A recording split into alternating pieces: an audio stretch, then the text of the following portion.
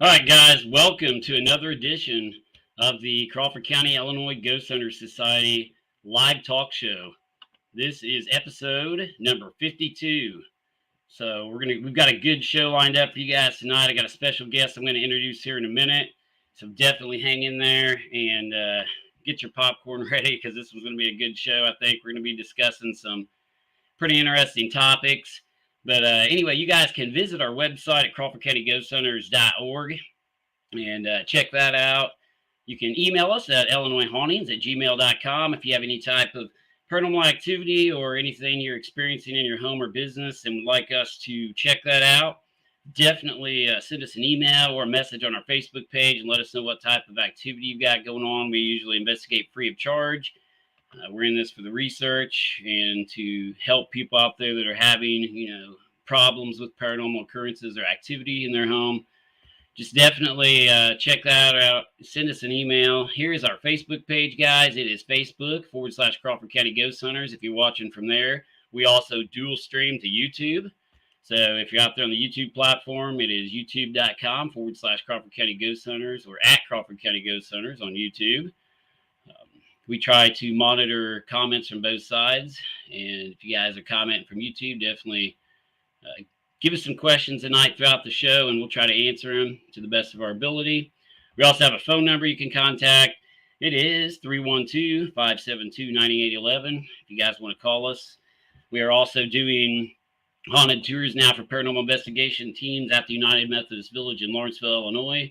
So if you guys call that number, you can set up an appointment to investigate that, and we'll get back with you as soon as possible on that as well. You can check out our page, The Haunted United Methodist Village, on Facebook. We've got a page for that now, so definitely check that out, guys. If you're a paranormal team out there watching that, you're looking for a place to investigate, really cool location with some strange activity going on. So check that out, guys. The Haunted United Methodist Village Facebook page. All right, music tonight was by the Midnight Syndicate. All rights reserved, used with permission. Check out their website at midnightsyndicate.com. They've got a lot of cool music, so check those guys out. But I'm going to go straight into tonight's guest, guys. And this is going to be a real interesting talk show here. I'm going to go ahead and read you Randy's bio here. But tonight's guest is going to be Randy Liebeck. And I'm going to read you guys his bio real quick here, and then I'm going to throw him into the show. But Randy Liebeck is a researcher, writer, and commentator covering the field of ghost and poltergeist phenomena. An experienced spontaneous case investigator, he has had cases referred to him by individuals, the news media, television producers, universities, and various parapsychological research organizations. A highly decorated police officer and federal national security operations manager with a background in criminal and administrative investigations. He brings a lifetime of skill and experience as a law enforcement investigator to the field of paranormal phenomena. So that is Randy's short bio there. He's got a long bio too. He told me he didn't want, to put people to sleep, but he's got an impressive bio, guys. But I'm going to bring Randy into the show, and I'd like to introduce Randy Liebeck. How are you doing? Hey, Jason, doing good. How are you? Good.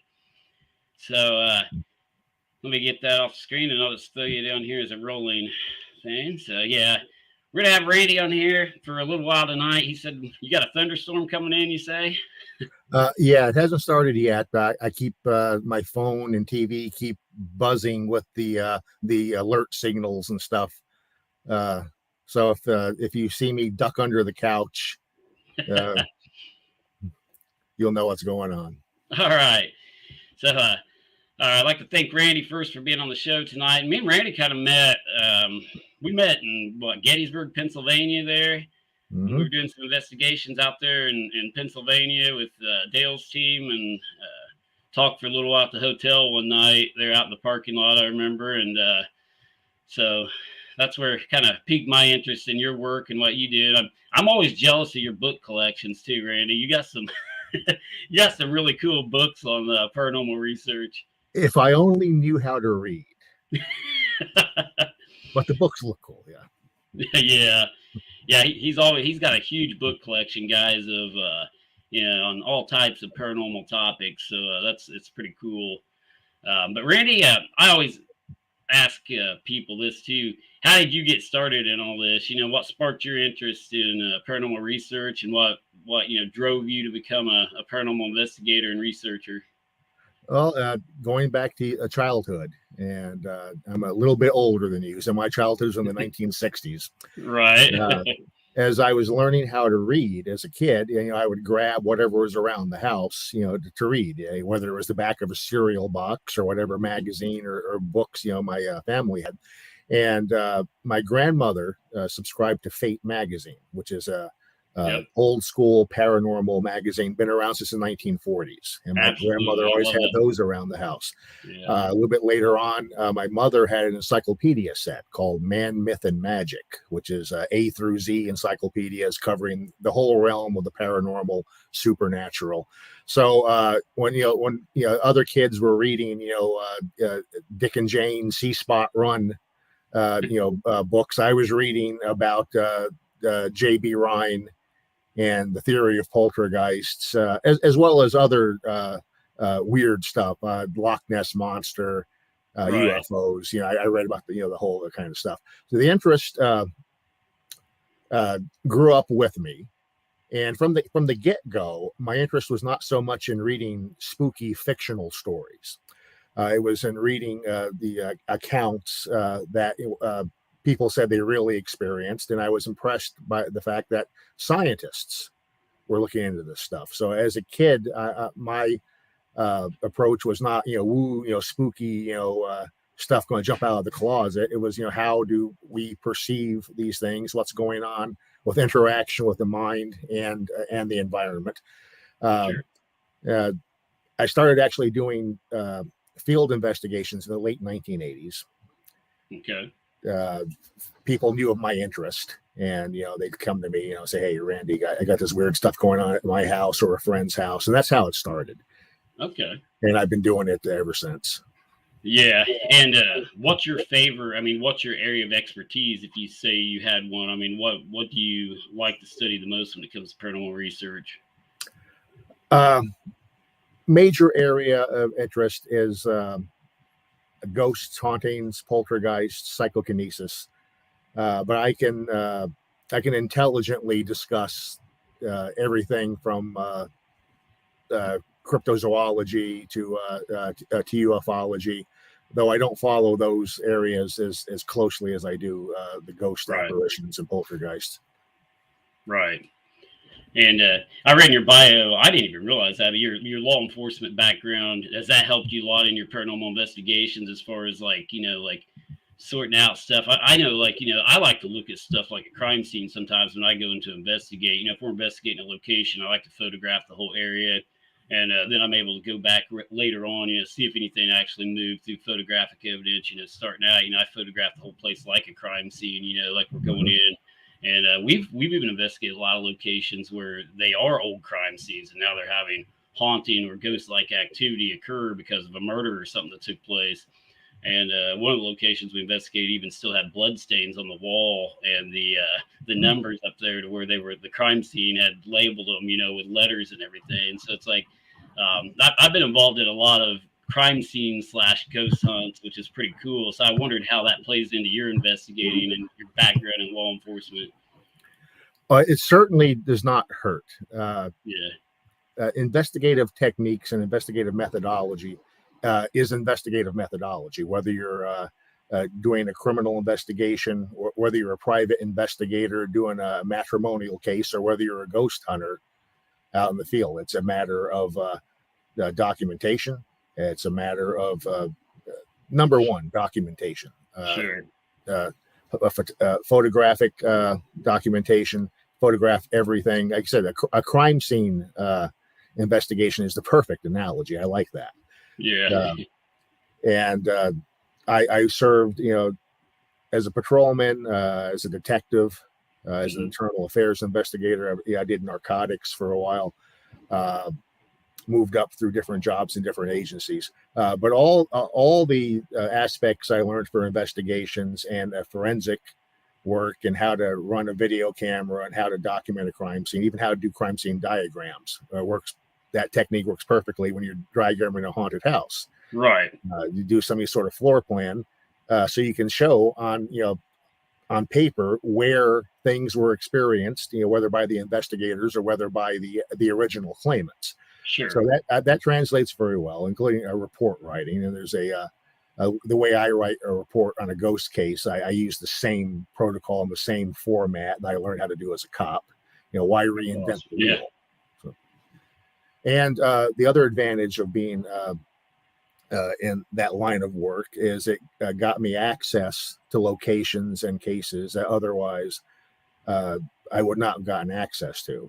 Right. Other cops I've known, even police chiefs have come to me and said, "Hey, Randy, I know you're into this stuff. Here's a place in our town where one of our officers said they experienced this or that, or the old lady Wilson says that her house is haunted and we don't know what to do, but she keeps calling us." And some places which are not open to the public, Sure. places under the state park service jurisdiction. They've had activity and they've allowed me in because I'm part of the club. Right. And certainly being in law enforcement, and now I do national security work. I don't kick down doors anymore. I do threat management planning for the government to keep people safe. But all of that has gotten me access over the years, so I'm not complaining about it. Right. Yeah. Yeah. I've got a few, I guess you'd say, areas that got me into different places too, or connections. I guess you would say, it's got me into locations that I don't think some other people would get into. Also, because of the stuff. Well, I know you're a first responder, right? Yeah. I'm medical services. Yeah, I'm an EMT and fire department, and I'm also emergency management agency. So I'm the coordinator for the emergency management agency here in Crawford County, or the deputy coordinator, sorry, for emergency management here in Crawford. So it's like, and with the EMT and fire stuff, I learned a lot of stuff, locations too. It's like, well, a lot of stuff's happened in this particular location. They're experiencing, strange phenomena or strange things occurring, after multiple deaths at one location or a particular stretch of highway where multiple wrecks have taken place, and people will start to see and hear strange things along that, particular stretch of road where there's been, multiple casualties, multiple accidents where people passed away. And it's interesting at times, it's like, and then we have been involved in a few cases where, local law enforcement from surrounding counties, not Crawford, has contacted us wanting us to do EVP sessions, ITC sessions, and try to come up with names and information regarding, a unexplainable homicide case or, an unsolved murder case, which was pretty interesting. So we've dealt with that a couple times too. And we got some pretty good stuff a couple times, and of course we have to keep some of that stuff undisclosed. We can't release that to the public, but I was just going to say that's the kind of thing that they would never discuss with outsiders. But you're part of the club, basically. Yeah. So I know what you're saying there as far as like getting into cool places. So that's interesting. Especially like even the place in Evansville I was talking about with the blood on the walls. I mean, just weird stuff happening, but. I want to kind of dive into, though, maybe your expertise on the whole poltergeist phenomena and even psychokinesis, telekinesis. I mean, do you think my whole opinion on the whole poltergeist thing, I don't know if you've been following my page and shows for a while and you've seen my talks on, Pine Lawn Manor. Have you seen any of that? No, I've watched a couple of your shows. Yeah, I know. I watched it when Greg was on your show once or twice. Yeah. But in Pine Lawn Manor, I've heard of, but I have not followed. Right. So we've got this location we investigate over here. It's in Sumner, Illinois, and I would consider it the most haunted place anywhere. I mean, it's the most haunted place I've ever seen in my life. I mean, I've been all over the U.S. traveling, investigating places too, and like I know I haven't been doing it quite as long as you have, but I've been to a lot of locations and. This location is located in Sumner, Illinois, and it's called Pine Lawn Manor. And I know you're into the poltergeist stuff. And, it started out as almost like a poltergeist haunting. We were getting like a lot of knocks and bangs and thumps and even glass breaking, sounds of glass breaking, but no physical glass being broken at the location. Like sounded like crashes, like things, this pile of junk in the corner. It's an old nursing home for the mentally disabled, is what it is.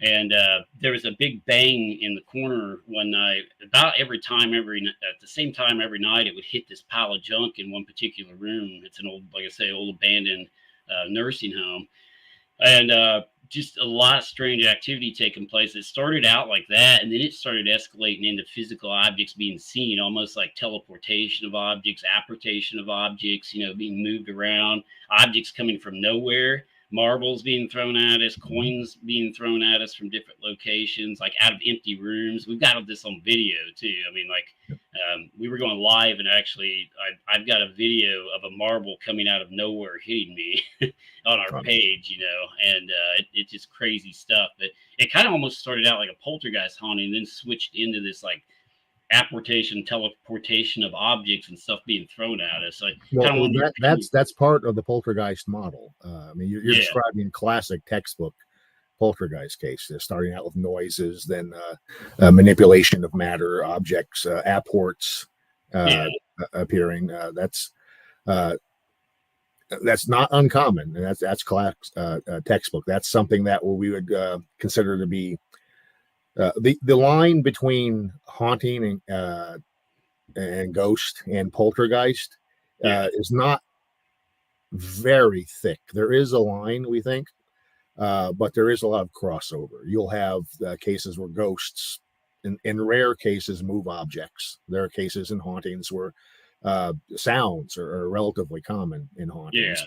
But when you have all that and objects moving, and especially items, just appearing out of nowhere, that's right. Most ghosts don't do that. Most certainly residual hauntings, recording in the environment, do not do that. Right. So the big philosophical question is, are poltergeists a de facto different phenomena than ghosts, than an apparitional haunting? Or is it just some one arena, one avenue of ghosts? And maybe not all ghosts do that physical stuff, and some do. Right. But within parapsychology, most researchers put poltergeist into a totally separate category. Yeah. And see, like, I've had a lot of arguments with some different researchers too. I'm not really arguments, but discussions. I don't argue, I discuss. Like everybody's got different opinions.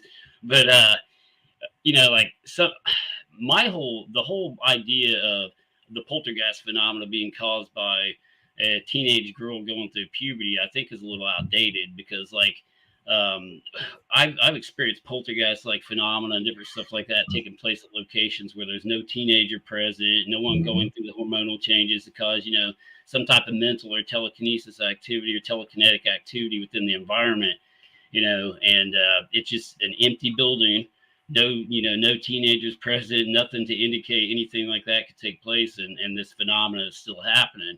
And like I've had people tell me, well, it's impossible. You have to have a teenager to have a poltergeist. And I'm like, I don't think so. I mean, what's your opinion on that? No, you do not have to have a teenager. However, in most cases of poltergeist activity, there is an identifiable or suspected focus person who is usually present when these events occur. Sometimes it's not just one person. Sometimes it can be two people whenever they're together, or family. And things happen around the dining room table when the family has an argument at dinner time. So we have noticed that there is this connection. It used to be thought that poltergeist focuses and what parapsychologists call a poltergeist agent, the person who is thought to be causing this or contributing to it. Back in the hypothesis of recurrent spontaneous psychokinesis, RSPK, which is the people causing the poltergeist hypothesis. That was developed in the 1930s, then further developed through the 40s and 50s. One guy, Nandor Fodor, was one of the people who developed some of the first psycho social models for poltergeist. Back then, it was thought that most of these agents or focuses were adolescent females. Right. Over the decades since then, as more and more cases have been reported and looked into, we found that no, it's not girls more than boys. It's really roughly distributed 50-50 between boys and girls. But the majority of cases do appear to occur around adolescents into their teens. That is Right. the hot spot for people to either generate or somehow interact with this phenomenon. But it's not only kids. There are adults. There are senior citizens who've been poltergeist focuses. And as you have pointed out, most definitely, there are cases where haunting or apparitional phenomena occur and there are no people around. I'm aware of a Right. couple of cases where other researchers have set up monitoring equipment in a building Yeah. and then left it unattended, and they've recorded and sometimes filmed. One guy, Chris Chacon, apparently filmed moving objects on an infrared video camera once. So that makes you think. While we do know that in many, many cases there is a connection between a living person and the phenomena, because when that living person is in the location, that's when stuff happens. The stuff happens around them. So there's a connection. That Yeah. connection does not always exist in every case. Mhm. It may be that in some cases there is a ghost, Right. and ghost, and usually a ghost, a deceased person, a surviving human consciousness after death. Yeah. And most encounters with those, people will see something or hear something, feel something, or smell something. Mhm. Usually, what we consider to be a ghost, or in parapsychologists, we call it an apparitional haunting. Usually, an Yeah. apparition does not move anything, does not make a dish explode, does not fling anything across the room, doesn't make marbles appear out of nowhere. Right. Because we consider them, they're not physical. They don't have hands. Right. If they tried to pick up something, they should pass right through it. Uh, there are within parapsychology, there is a I'm not going to call it an hypothesis, because you can't really test it, but it's just an educated guess Mhm. that if a dead person can manipulate the environment somehow, move something, they can't do it with hands because they don't have any. So most likely they're using some form of psychokinesis, whatever. Right.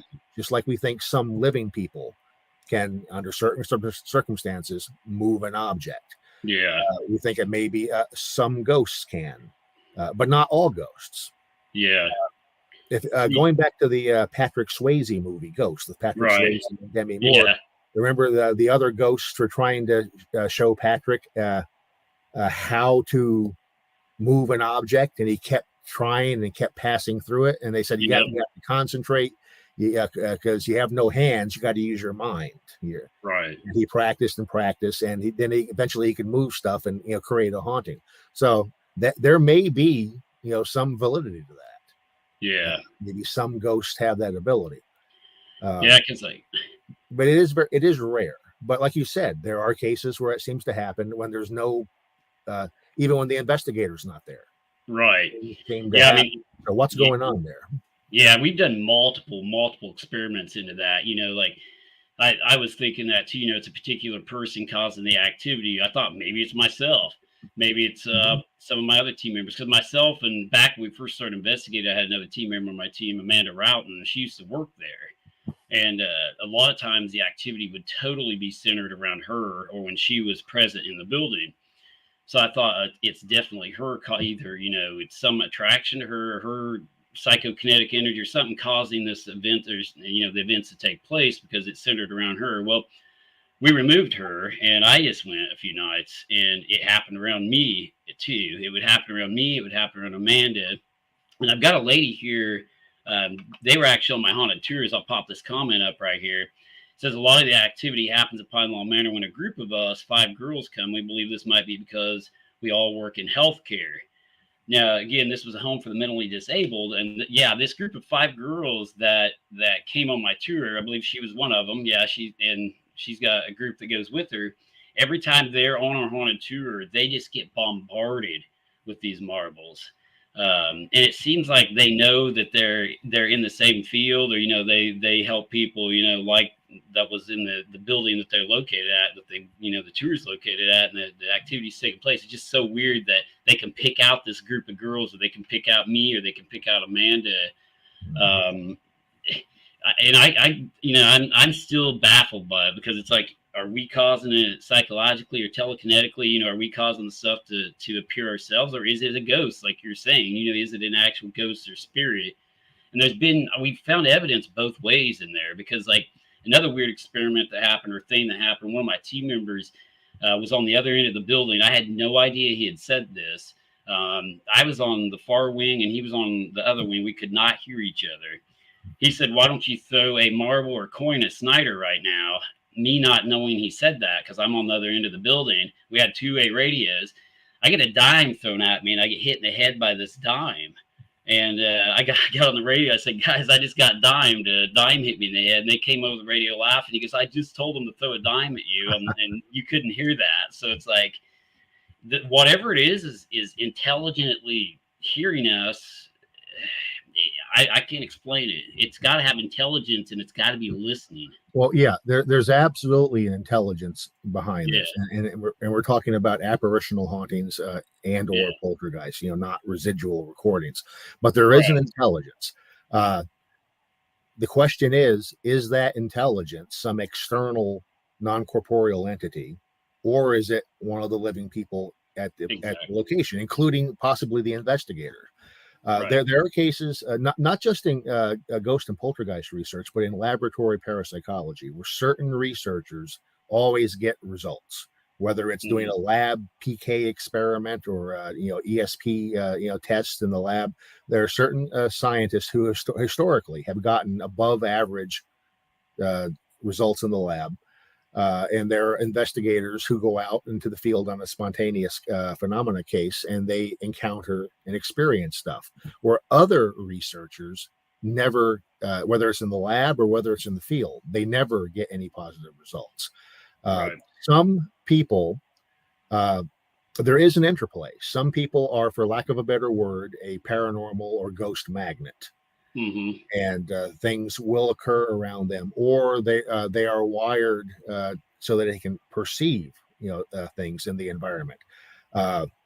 If you have 5 people in a room, 3 of them might say, "Hey, you see that lady in white in the corner?" And they all see the exact same thing, but the other 2 people in the room don't see anything. That tells us that there is an hallucinatory aspect to this, and by hallucination, I mean a psychically induced hallucination, not a pathological medical issue. Something in the environment is sending this imagery to the witness, and that may be the case with some sounds. There are cases where people have heard sounds, but the tape recorder doesn't pick up anything, which means the airwaves are not being vibrated by sound waves. And some people can hear and see that, others can't. I generally consider myself to be about as psychically sensitive as a brick. I've been places where people are saying, "Don't you see this? Don't you feel this?" And I don't, but I believe that they are. And there are a couple of cases where I have actually felt something or sensed something, and I suspect in those cases, whatever was going on was really kicking ass. For me to be able to pick up on it. You may be a case in point. Sometimes I work with my brother, Richard. He's in North Carolina. I'm in New Jersey. But he's followed in my footsteps as a paranormal investigator. And his major approach to casework is doing EVP at supposedly haunted locations. Any place he goes to, he gets EVPs. Some of them are Class A. No ifs, ands, or buts. They're not stray radio signals, from a radio talk show. Some of them are saying things that are in context to what's going on at the location or what the investigators are saying or asking. I will be standing right next to him running my own recording device. I have never gotten anything. He does time after time, even though we're in the same room. Yeah. So when I go out on a case, if I can get a hold of him, if I can drag him across the country, I want him with me because he's going to stir stuff up. So there again, just like with poltergeist cases, there is some sort of interaction between a living person at the location and the phenomena.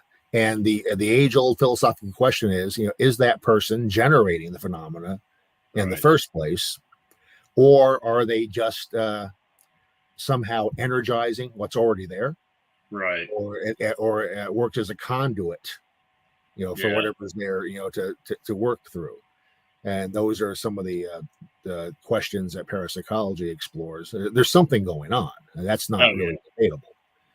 That's just, are we ever going to be able to prove, hey, is there a ghost there, or is there a poltergeist, entity of some sort, whether you want to call that, a spirit or some sort of interdimensional incursion going on, or is it a person who's doing it subconsciously, or is there an interplay between those two things? Maybe there is an external force of some sort, but it's playing with and intertwining with the consciousness and maybe the neurology, the brain functioning of that person. Right. So don't know. In parapsychology, there are researchers and scientists, and I am not a scientist. I am not a parapsychologist. Right. Though I did stay at a Holiday Inn Express last night. But I work with parapsychologists, and I follow that basic investigative approach using the models of and critical thinking of that. I am not a spiritualist. I am not a true believer in the existence of dear dead Edna coming back from the grave. I accept that as one of several possibilities, and I do not discount it at all as a possibility, but I'm not wed to that. So when I hear a noise, I don't go, "Oh, did you hear the ghost?" The ghost is, confused or angry. Maybe, but I can't say that. What I can say is, "Hey, I heard this sound or I saw this object." Right. Yeah, I think we're kind of on the same page on all that because, I try to rule out all natural explanations or say, hey, it's a ghost. Too many people label things as being haunted or a ghost right off the bat when, even like this stuff we're experiencing in the Pine Lawn with these marbles being thrown at us. Yeah, like that may not be a ghost. That's what I looked into. Maybe it's me causing it. Maybe it's my other team members causing it, like we're talking about, But like you said, too, I get a lot of EVP and even intelligent communication coming across ITC sessions a lot of times when other people don't, Mm-hmm. And Ben, one of my team members, he's on here right now. We've talked about this in the past before. We've also noticed that not only are some people like antennas or magnets, like you're saying, to paranormal activity, but we've seen the complete opposite too. And I believe that's what he's talking about here. He's asking, do you believe some people could be paranormal blockers? As in a lot of places they go, they cause the activity to be less. And we've noticed, like, when some people are around us, we don't get activity. Oh, you're looking at one of those people right now. Right. Yeah. In fact, if I went out on a case with you, you'd probably wind up hitting me on the head with a brick just to make me unconscious so I didn't scare the ghost off. Whatever the connection is between a person and the phenomena that stirs things up or makes things happen, I am not one of those people. I used to think I was a blocker. However, over the years, going to more and more cases, I found that stuff does start to happen around me. Not always, not as often as like my brother, for example, but stuff has started happening to the point I go, wow, this is, I mean, the first time I ever experienced the poltergeist. So was it first? No, it was not the first time, but one of the first times I experienced the poltergeist, where it was a full blown audio poltergeist, pounding, rapping in the walls, scratching in the walls, which became pounding and raps. The sound came off the wall and then started sounding from empty space in the middle of the room, from no direction. And that was accompanied by a physical or a psychic sensation that I'm surrounded by something paranormal, something not of this normal world is happening around me, and you get those, that goosebump tingly thing. I'd never experienced that before, even though I've been, traveling all over looking for it. Right. Uh, so I do sometimes experience stuff, but it's very, very rare. But it has increased over the decades. So I don't know Yeah. if it's by, continued exposure to some of these locations, some legitimately haunted locations, whether it's residual haunting or an apparitional haunting. Some physical places may have certain energy dynamics, where there's geophysical, electromagnetic, ionizing radiation, who knows? But it may be there are certain areas that either are conducive to the phenomena occurring, whether we are there to watch it or not. Right. Well, I suspect, as do many other people, that it's an interplay between our brain wiring and the Hmm. physical location, which turns on a switch and allows Right. us, to experience what is there anyway. But Right. some people experience it, some don't. And I think See, I've been slowly, very slowly, developing some sort of sensitivity or interplay. Another school of thought would say, hey, the ghosts are just getting used to me, and yeah. they've seen me so many times, Yeah. that maybe they're starting to come out. That's one possible explanation. Well, I've been doing this close to 25 years now. I know you've been doing a lot longer than me, and something you just hit on too. It's like I've noticed. I mean, it's not until the past, like probably until 2020 into 2021 and now into 2022 have I started experiencing extremely strange things that I can't explain. Previous to 2020, I would have argued that half this stuff was fake and just hallucinations or something, some type of mental, disability with people, hallucinating when they're seeing these things, EMF induced hallucinations. Mm-hmm. Had somebody told me marbles are flying, out of nowhere back in 2019, I would not have believed you. you know, and now, since I've seen and encountered this stuff myself, it's like I don't know if it's just the time we're in right now, of all this turmoil and people's, maybe it's everybody, the world as a whole, as a consciousness, creating some type of like world conscious telekinetic activity causing this stuff to take place. But I have noticed paranormal activity is increasing dramatically within the past 3 years. Around you on the cases that you've Yeah, around me anyway. and Yeah, maybe around other people, not so much. Uh, right. the When you see something move, Hmm. if it's just your eyes seeing it, there's always the possibility it is an hallucination. Hmm. Something could be triggering the visual center of the brain, Yeah, where you see it just like you see me on the screen here, but there's no actual light reflecting off your retina. There's nothing actually physically there reflecting light. right. And in some cases, we know that's what's going on, because you'll Hmm. have people that say, hey, there's the lady in white in the corner, and you Right. pull out your cameras and video cameras, and nothing shows up. If there was Yeah. something there reflecting light, it would show up on the camera. Hmm. There's no way around that. Um, there are sounds that people hear that do not record on audio recording. Well, they would have to if they were real sounds. Right. So we think a lot of this, there is a psychically or environmentally induced location, induced phenomena. Right. Something's really there, but it can't be seen by the eyes, but it's being seen by the brain. But it looks like you're seeing it through your eyes. So that's whenever you see, hear, smell, even feel something touch you, you can never prove that was objective reality in the Right. environment, unless you have physical marbles Right. appearing out of nowhere and you Right. can pick up the marble.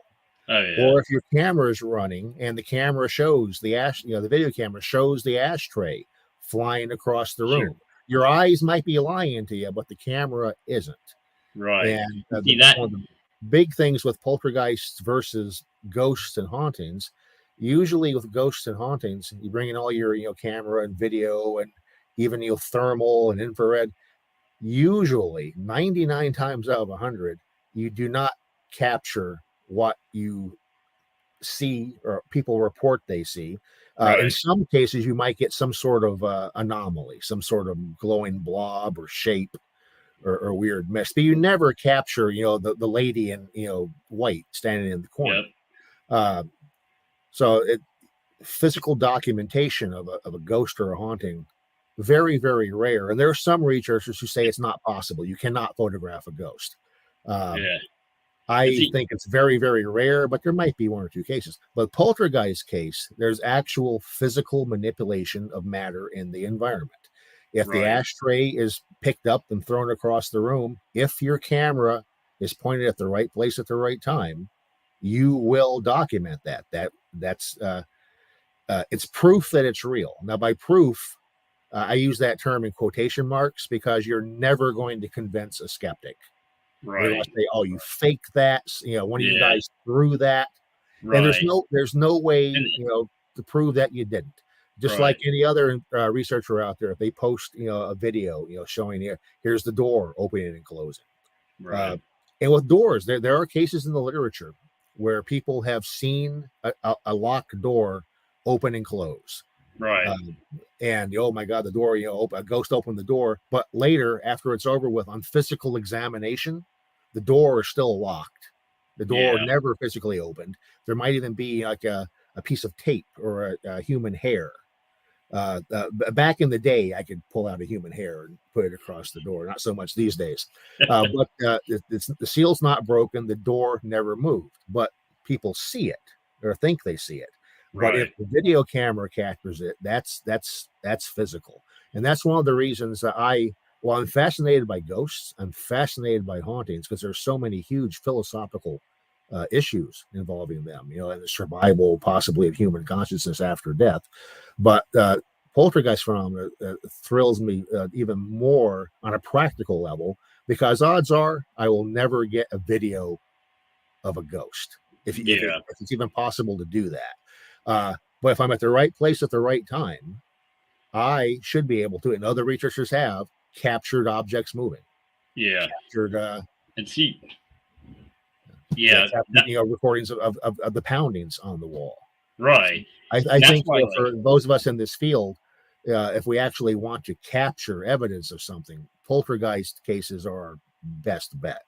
yeah, that's why I've told people, the investigators and the people in my haunted tours, I'm telling them they're witnessing maybe once in a lifetime event for them, Hmm. experiencing this activity because we had, like you're saying, we've had like 30, 35 people on our haunted tours at night that witnessed this. All of them witnessed these marbles, physical manifestation of marbles and coins and dice and like little plastic balls have been thrown.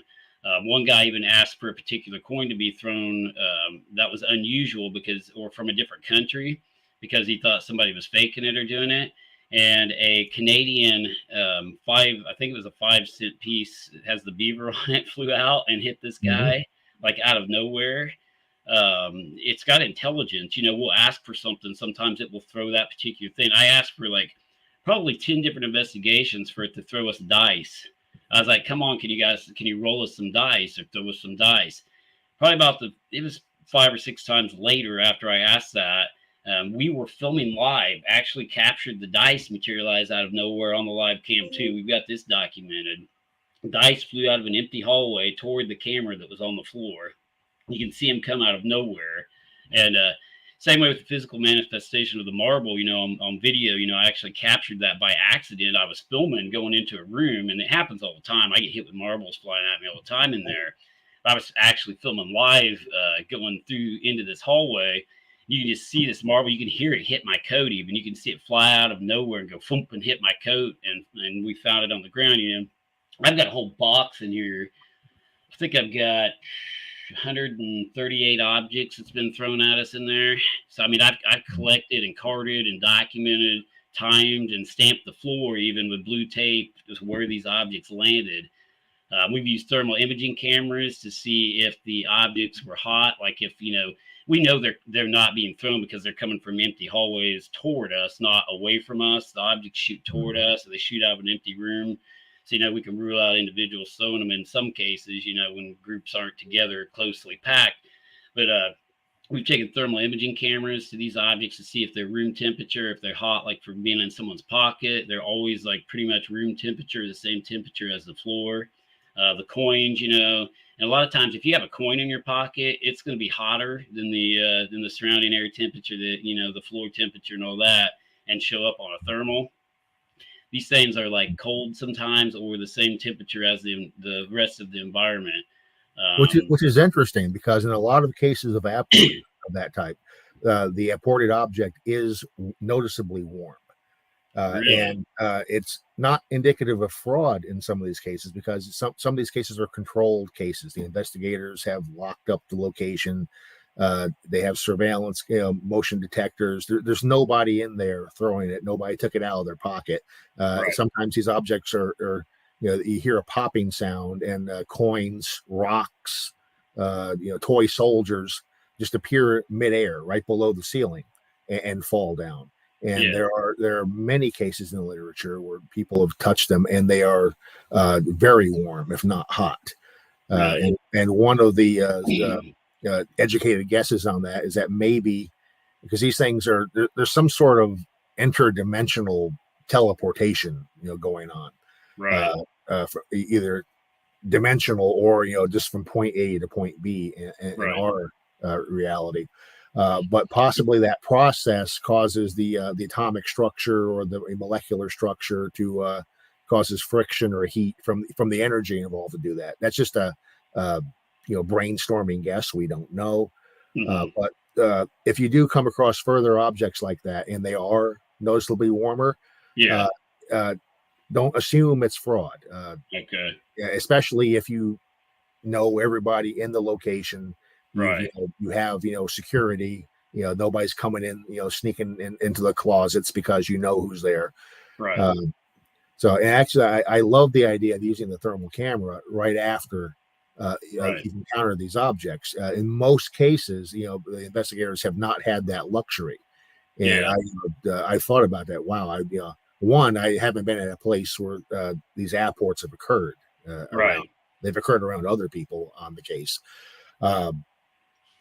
But I was like, if it happens, I hope I have my thermal imaging camera with me, because I want to see if it's hot, because I've heard about that in so many cases. Right. And with these apports, whether it's marbles or stones, I know some researchers, including Dr. Barry Taff, he worked a case back in the 90s where stones were being thrown at the house they was investigating, and the stones were wet, and there was a creek nearby. Yeah. It looked like these stones apparently were coming from the creek and being thrown at the house. Right. So Barry had marked one of the stones and threw it way out into the woods, where you could never find it again. Oh, yeah. And within a matter of seconds, boom, another rock hits the house. Yeah. It's the same rock he just threw. Yeah. So there, like you said, this is not just random energy, just going out into nature, like a hurricane and flinging stuff and knocking stuff over. There is an intelligence behind whatever's going on, and there's intent. There's a trickster element to this. Very, that when you're people see something in one particular corner of the room, and you've experienced it there 5 times in a row, and that's where you focus your camera on. Well, then something will happen in the other corner or behind you.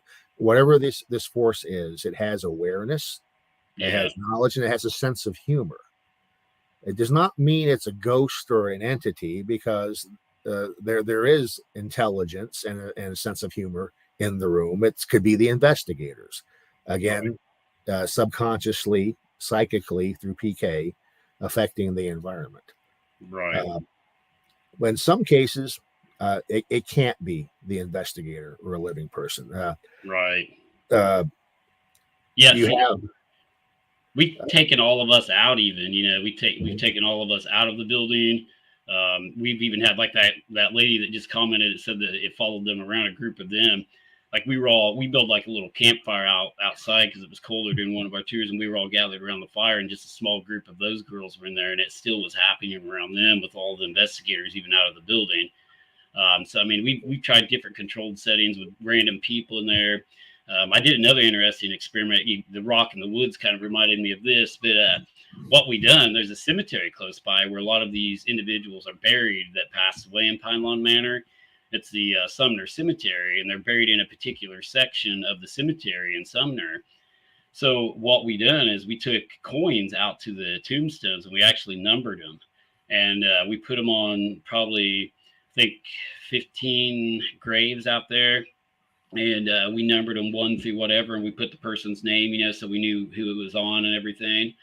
And we laid these coins. We didn't tell anybody about this. There was only 4 of us that was in on this, and they were all present in the building.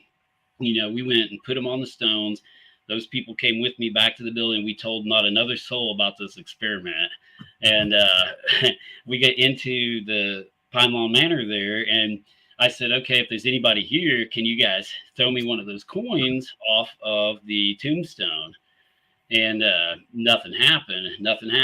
And I was like, well, crap, that's not going to work. Well, we go into the dining area and just start looking around, and there's a piano in there. We look down on the piano, and there's a penny on the piano with the number 14 laying on it. And it happens to be one of the individuals' names that I had called out during the process of this experiment, because I called out a few names. I was like, BB was actually her name. Her name was Beatrice June. And I said, Beatrice, I said, are you here? She was one of the names. So I go into this room where the piano's at, and her coin is laying up there with the number 14 on the piano. And I immediately sent my other guys, I said, get to the cemetery as quick as you can. I said, drive down to that cemetery, see if it's missing off the tombstone. He goes down there, looks at the tombstone, and that penny is not on the tombstone. All the rest of them are on there. That penny went from the tombstone to that piano in Pine Lawn Manor, and that was one of the names I called out. Yep. And that, to me, that stretches the model of it being caused by a living person, by one of the investigators. I can see maybe an investigator using PK to affect something in the immediate location, but this long distance, apportation and travel, maybe PK doesn't. There is some indication that psychokinesis does not. That distance doesn't mean anything. There are cases people have done things over a long distance, but when it gets really complicated. How did you? If it was somebody, one of the investigators, they knew which coin to go pick up off the tombstone. I think you're really pushing the envelope, ascribing this to human intelligence. There are cases of coins, in particular, appearing in houses, and people have sometimes seen them materializing, going pop in thin air, and then falling to the ground. And sometimes these coins are, from foreign countries. Sometimes like newly minted, sometimes very old, 1800s, relatively valuable coins, appearing plop plop plop plop. One wonders, when this African coin materializes in the house you're investigating right in front of your eyes, is there some poor guy in Africa who just had his money disappear out of his pocket, or off his table, or other objects, if marbles. Is there some poor child in Australia who goes, what happened to my marble, while one's being thrown at you? And to say that somebody in America at your location is doing that psychokinetically and making something a port from across the world.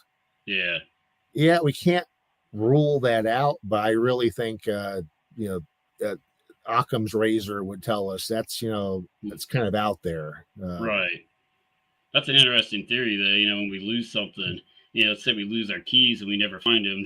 Did they tell us where did they go? Where did they go? Are they just floating around, in hyperspace? Or did they show up in somebody else's haunted house investigation on the other side of the world And Jason Snyder over there goes, "Holy crap! Did you see this? His keys just appeared on the table." Right. Yeah.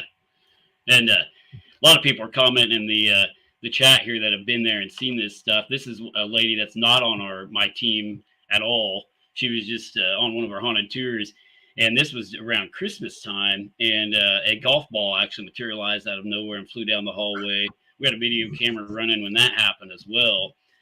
Came toward everybody. So I forgot. We've had several objects materialize.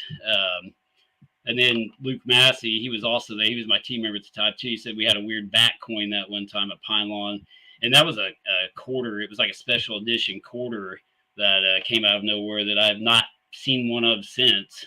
It had a bat on the back of it, and I can't remember what special edition that was. I have to look that up again. But and isn't it interesting that for unique items like that, that you say, hey, this is unusual. It seems like whatever the force is causing this to happen knows that you'll know it's unusual. I mean, the whole thing is unusual, something popping in from nowhere. But if it's like a rare coin or something uncommon or something from another country, it's like it's going out of its way to get your attention and show you, hey, this had to come from across the world, or at least somebody else's house who's a coin collector, and now they don't have their commemorative quarter anymore. If the idea hasn't crossed your mind yet, especially since these things do happen with you and your team, with golf balls or coins or whatever, next time you're on a case, if that happens, keep a little magic marker with you. Make some identifying mark on the object, and throw it somewhere or put it somewhere, lock it up somewhere where nobody can get to it. We've tried that. Lock it in the trunk of your car, and only you have the key. Yeah, we haven't tried that. I'd wonder if it just like Barry Taft's rock that like flung back. Maybe that same item with your mark on it will come back. That to me, that would be a fascinating piece of evidence there. Yeah, I'll have to take you to this location sometime. You've got to come down and see this. And if you come down, it's weird too, because I thought, I thought it was a poltergeist like phenomenon at first, where it was going to burn itself out, because we started investigating in September of 2020, and it started out, like I say, as sounds and no objects, no physical manifestation of objects, and then it started escalating into the physical manifestation of different things and teleporting and all types of different stuff. And then January 1st of like 2021, when we entered into a new year, everything quit. Absolutely nothing. We couldn't get anything to happen there. We had from September in 2020 to like December, we had the most crazy stuff happen. And then once we entered into 2021, nothing. We got back into that September period of 2021 of this year, and all heck broke loose again. It was like it was on a cycle from September to December. And we haven't been there a lot this year yet. Actually, I don't even think we've been there in 2022 yet, maybe once. But nothing happens like it seems like through the summer months. It's like from September to, December is when it peaks out.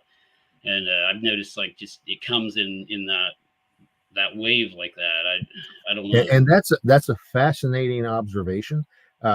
Because it throws our parapsychological models out the window a little bit, or at least dangles them precariously over the edge of the roof. Because mainstream poltergeist cases follow a developmental pattern of exactly what you described. There is a script that poltergeists follow, not 100% of the time, but at least 90% of the time. Poltergeist activity will start out as light rapping, tapping, scratching that people hear in the house. That over time, and it's a short period of time. As you know, most poltergeist cases last a couple of weeks to a couple of months. Most, not all. But you'll have the sounds. People think they have rats in the wall. Mm-hmm. And then it becomes pounding and rapping. And then you start having objects moving, doors opening and closing, golf balls coming through the house, objects being rearranged. You step out of your room, you hear a sound, instantaneously you turn back around and the couch is upside down, Right. or all your dishes are piled up in a pyramid on top of the table, Yeah. and all the cabinet doors are open. Something actually physically happened instantaneously. Mhm. So then you might have, if the case continues, very often you'll have water phenomena occurring in the house. Sometimes spontaneous fires will break out, but there is a developmental pattern. It starts out with raps, taps, scratches, then Mhm. becomes louder sounds, then the physicality starts occurring. Then if it continues, you'll start having the gross manipulation of matter, the fires, the puddles of water showing up from absolutely nowhere. Sometimes, if it continues, we have matter through matter, where people or something apparently goes through the wall. The Tina Resch case in Columbus, Ohio, back in the 80s, that Dr. Bill Roll investigated. There, in that case, witnesses saw eggs coming through the refrigerator door. There were eggs in the refrigerator, and people saw them passing through the door with a plopping sound. Uh, Yeah. that never happens at the beginning. There's a developmental, scratches, taps. Right. Then you get into that. Uh, Poltergeists have a script. Where they get this script from, they all read the same book apparently. Right. All over the world, since the beginning of recorded history, poltergeists do the same thing. What you're describing fits that pattern. So if I was just hearing that, I'd go, aha, Jason, you have a poltergeist. But Mhm. poltergeists do not are not cyclic. They do not, occur in the winter months and then stop in the spring and summer months. That's Right. what we expect hauntings to do. Usually Right. residual, hauntings. They they may replay at certain Certain periods. time periods. Right. Yeah. So you have a case that crosses over into two what we would consider to be separate arenas, and it's not that uncommon. There are so many cases. If you look at them, they do not fit into tightly defined parameters. There are crossover cases, and those crossover cases, when they happen, we really have to question the models that we're working with. Right. Uh, Yeah. That's what I've tried to tell people. It's almost a combination of hauntings going on in there. You got like poltergeist like phenomena intertwined with intelligent little bit of residual stuff, but it's like mhm. it's a weird combination of stuff that takes place there. Like you say, you have the time schedules and stuff is what's really weird. And we've tried to document everything possible. I mean, every little thing that happens, we try to document. Even like some other thing that I documented that I found extremely strange. These marbles and stuff fly out, and we have heard popping sounds like you described. We have heard pops right before they fly out, or like a weird sound, or almost Mhm. sounds like what maybe they're coming from out in the ceiling, but there's no holes in the ceiling. Nobody's dropping them because a lot of times they'll come straight toward us, but sometimes they will come straight down. But we've actually heard what sounds like rolling of marbles in the ceiling, and then they come through the ceiling where no holes are present and Mhm. drop on us. We've also, when these objects fly, a lot of times the marbles they'll hit the wall with force. We've been hit by objects, but it won't throw at us hard. Now the walls have been hit hard enough with shooter marbles to put dents in them, but it will not hurt us. Like if it does a quarter or a marble at us, it either drops it on us or it hits us with enough force that it doesn't hurt. Um, and another observation that I've made when these marbles land, they continue to spin in a counterclockwise um, pattern for like 35 seconds almost sometimes. They'll just spin on the floor after they've fallen. Like when they come to a rest, they'll be spinning in a counterclockwise motion at different periods of time. It's weird. Yeah. Well, those are brilliant observations because so many investigators would not, pay attention and say, we've clocked these, going for 35 minutes, or they specifically go counterclockwise. Right. Most people just say, "Oh, I saw the marble flew and hit the floor." So that Right. kind of observation and documentation is critically important. If they're Yeah. moving counterclockwise, why? Is the Right. energy that's being expended? Does the energy move in a spiral or vortex? Yeah. And is that affecting the direction of the movement? Uh, Right. and there, again, Dr. Bill Roll was working a case in Miami back in the 60s, I think, haunted a toy warehouse. and he had noticed that the objects moved in a certain direction with Really? an arc. I don't recall if it was counterclockwise or not. Yeah. But he postulated that whatever energy is being expended, it moved in a certain repeating direction, and that the objects would then always move or usually move in that direction, not the other direction. Right. There are many cases where that does not hold up, but Roll had noticed it in enough cases that it made him think about it. And now I'm curious. Later tonight, I'm going to go pull out one of his books and see if the objects he was tracking were moving counterclockwise. That would be interesting. If so, definitely. There may be something worth following up on here. Yeah, definitely let me know. You have to message me back and let me know about that. Right. But yeah, that's interesting. I didn't know anybody else had described, movement of them like that. But yeah, like I said, we've tried all kinds of experiments trying to figure this out. I've laid awake a lot of nights. It just baffled me, thinking about the stuff that's taking place there. But I've got to get you in there sometime. I don't know, like, what your schedule is like, but are you able to do, like, field investigations, like, anymore? Or, like, yeah, it just depends on the distance of travel. You're a bit of a distance from me. But if I was coming out into that neck of the woods to do other stuff too, I could fit a few different things into the trip. Yeah. Okay. Yeah, we may have to set that up sometime. I got to get you to this place. And if we do, like, I'll try to get this group of girls too that it centers around. I'll try to get them to show up too, because, like, that's when a lot of stuff happens, when we get this particular group of girls there that, like I said, they were former, or they actually still work in, mentally disabled homes or nursing homes, and they're all healthcare workers. It's really weird. It's like they can pick those people out. It's strange. Got some questions. Let me see. Does the activity accelerate because people finally notice something out of the norm, and whoever or whatever caused the activity is taking advantage of that notice? There's no definite trend with that. Sometimes when you notice something, the activity stops. Sometimes becoming aware, and then you go, aha, this happened once. Now I'm going to sit here and pay attention and wait for it to happen again. And I'm keep my eyes on it or turn my cameras on it. Very often it will not happen again. Or if it does, it happens somewhere else in the next room, and then you go run to that room, and then it happens where you just left from.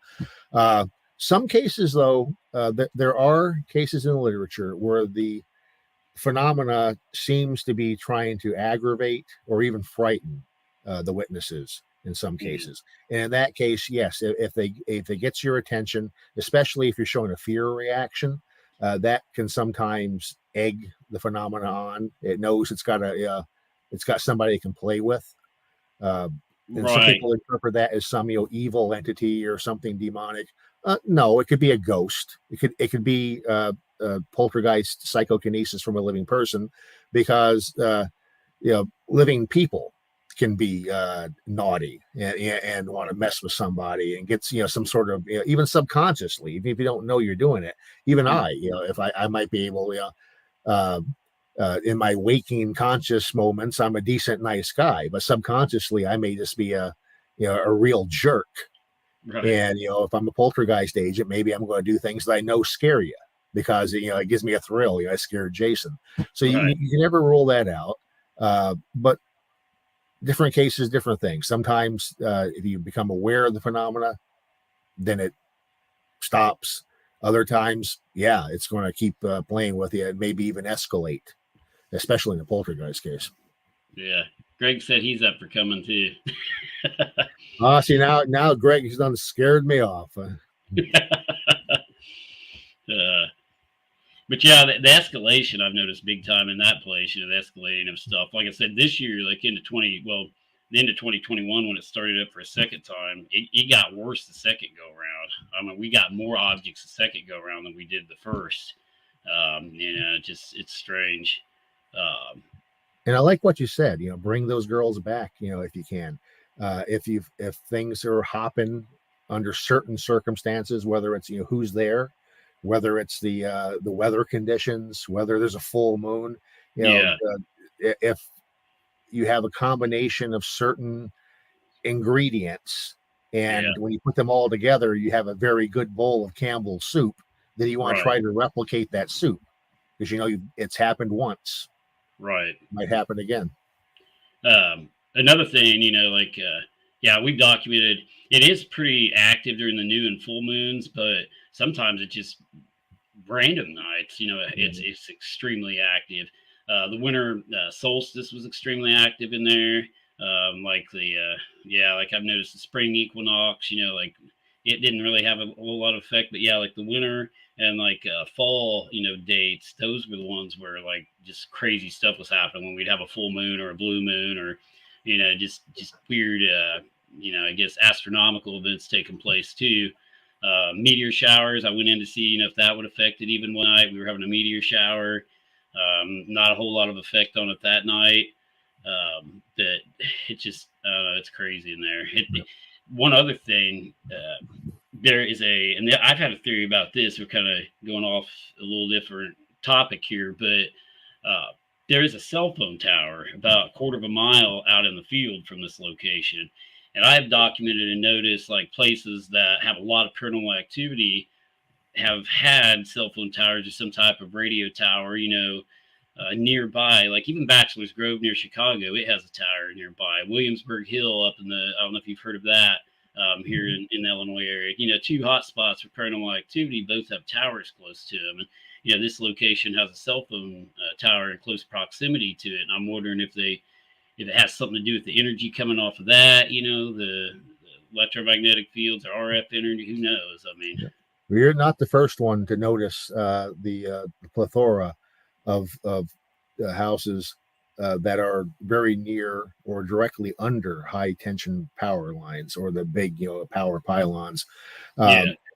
And yes, I've noticed that too. I've worked a number of cases where the first thing I noticed, hey, this house is right under these power pylons, and you pull out, a magnetometer, a trifield meter, the EMF and the electrostatic charges go off the scale. So even if there's not a ghost there, you have health considerations. People are being exposed to that high degree of electrical or EM energy, and there have been experiments done which indicate that exposure to certain EM or electrical fields can cause interference with brain neurology, and Right. it can cause hallucinations. Yep. Very often a sense of fear, a sense of dread, a sense of something's there. And in cases where people have reported that kind of phenomena, like in their bedrooms, we check to see the wall that's closest to their head when they're sleeping in bed. And in many cases, you find that the particular wall where their head is closest to is giving off sometimes very high EM or electrical readings. So we tell the person, hey, if you're experiencing stuff when you go to bed in this bedroom, try moving your bed. Yep, Get your head away from this particular spot. And in some cases, that seems to have stopped the activity. So it strongly implies some sort of interaction between the human brain and environmental fields. Another possibility, especially if it's not just one spot in the bedroom, but let's say people are experiencing phenomena throughout the house. And it's more than one person experiencing it. It's not, just because they're putting their head, too close to a junction, box in the house. Right. One school of thought is that it's not hallucinatory. It's not something making your brain wiring go haywire. The electrical dynamics in the environment could actually be energizing something anomalous, something paranormal, and it's using that as an energy source. Right. To allow it to manifest and do what it's doing. So both possibilities are out there. And but there is a connection between the high energy sources and people having experiences. Oh yeah, it's crazy you mentioned that exact scenario, because we had a case exactly like that, and the girl just happens to be on here, which is really weird. this individual was experiencing like nightmares and strange phenomena inside her house. We investigated it there in Palestine, Illinois, and I went in there with the tri-field and tri-field natural meter and tri-field regular tri-field meter, and was getting an EMF readings, and she had an extremely high EMF field right where she was putting her head in her bed. I mean, I told her it was like she was putting her head in a microwave oven, basically. There was an extremely high EMF field there. And I told her, I went around to the other side of the wall, and there was a refrigerator that was putting out a huge electromagnetic field. And a lot of times, refrigerators, that's what we look for too, will put out on the back side of them instead of the front. You get a large EMF field coming out the back side of a refrigerator. That's exactly what was happening in her case. The fridge was up against the wall where her bed was at. She moved her bed, and the activity pretty much stopped. And like that's what she's talking about here in the comment. We had that exact scenario happen. And it can cause, I do honestly believe after that investigation, it can cause like either EMF induced hallucinations or some type of wiring, some type of problem where they're experiencing nightmares. And you can't rule out the possibility that it's not causing hallucinations, but maybe it's affecting the brain and allowing it to tune in to a certain frequency that it doesn't normally tune into. And you actually are sensing something anomalous in the environment. But when you're no longer exposed to that energy field, you can no longer tune into that channel. Right. You have to consider that as a possibility too. Yep. And that can be any type of outside source in influence in the human mind.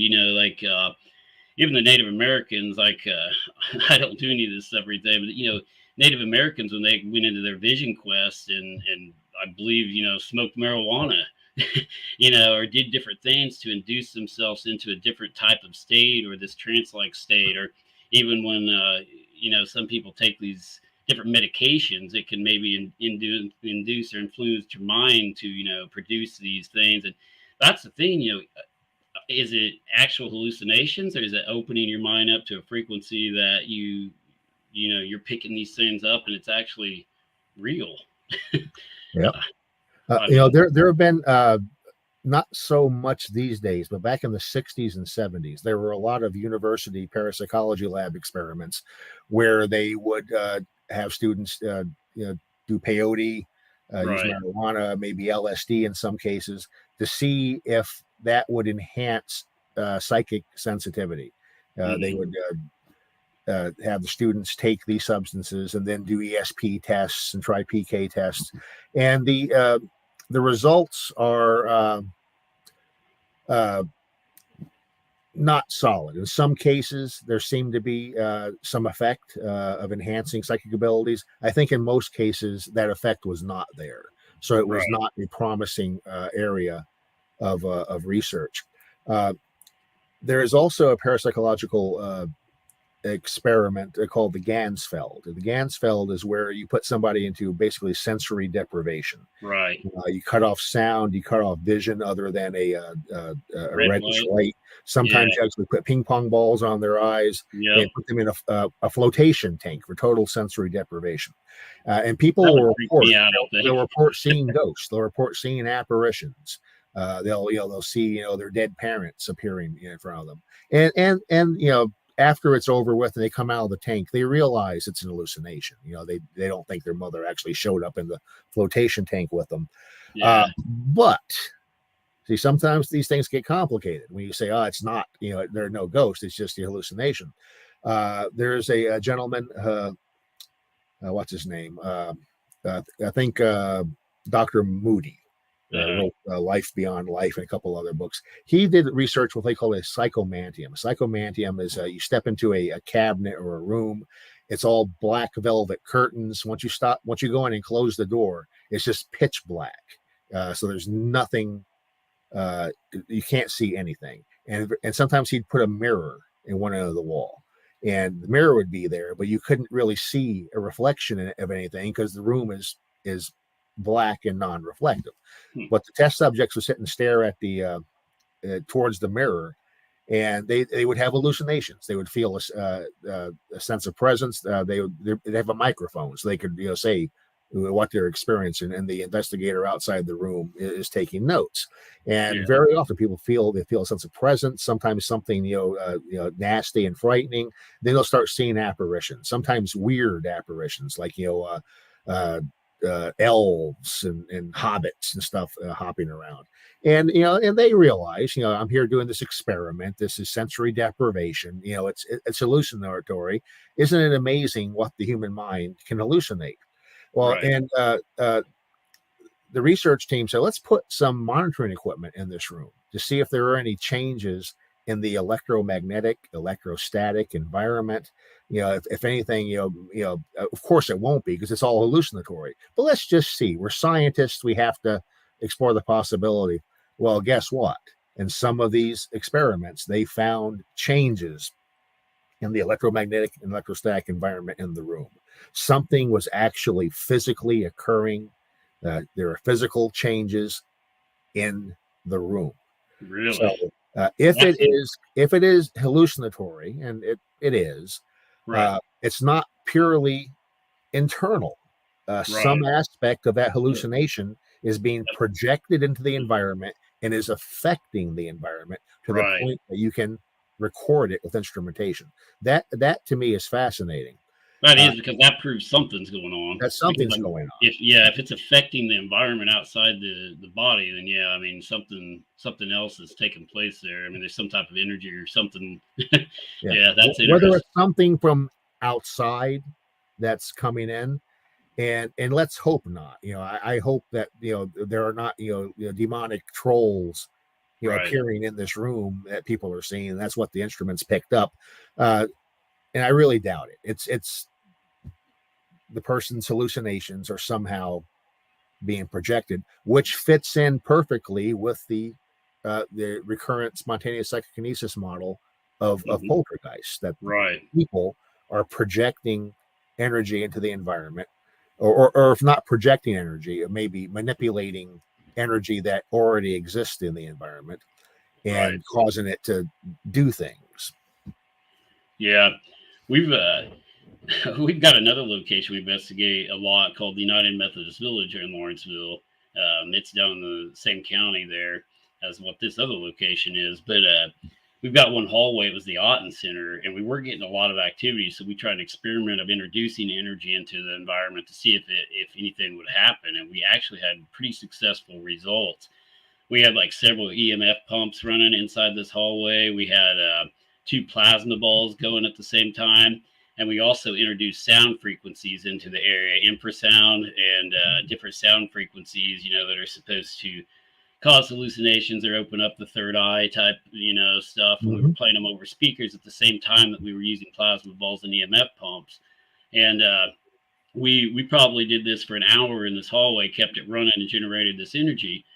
Nothing happened at the time that it was going on, but after we shut it off, probably an hour after that, we started experiencing activity that we had never experienced before in that hallway. We started getting like disembodied knocks on the doors.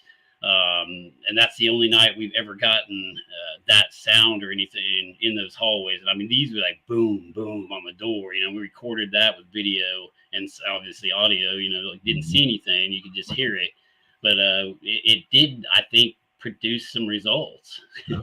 And I tell you, I would love to be out in a case with you where that stuff happened, because Yeah, what I'd particularly like to experiment with is you do that, flood the environment with a variety of energy, acoustic, electrostatic.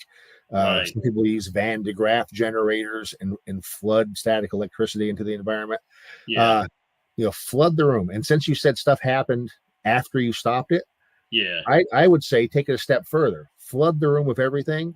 Then when you're thinking the time, when you think the soup is ready, turn everything off. Leave your cameras and audio recorders running. Then all living people leave the house. That's a good idea. Go out, have a cup of coffee somewhere. Yep, Come back, play back the recordings. See if anything happened while there that's was a good no idea. person there.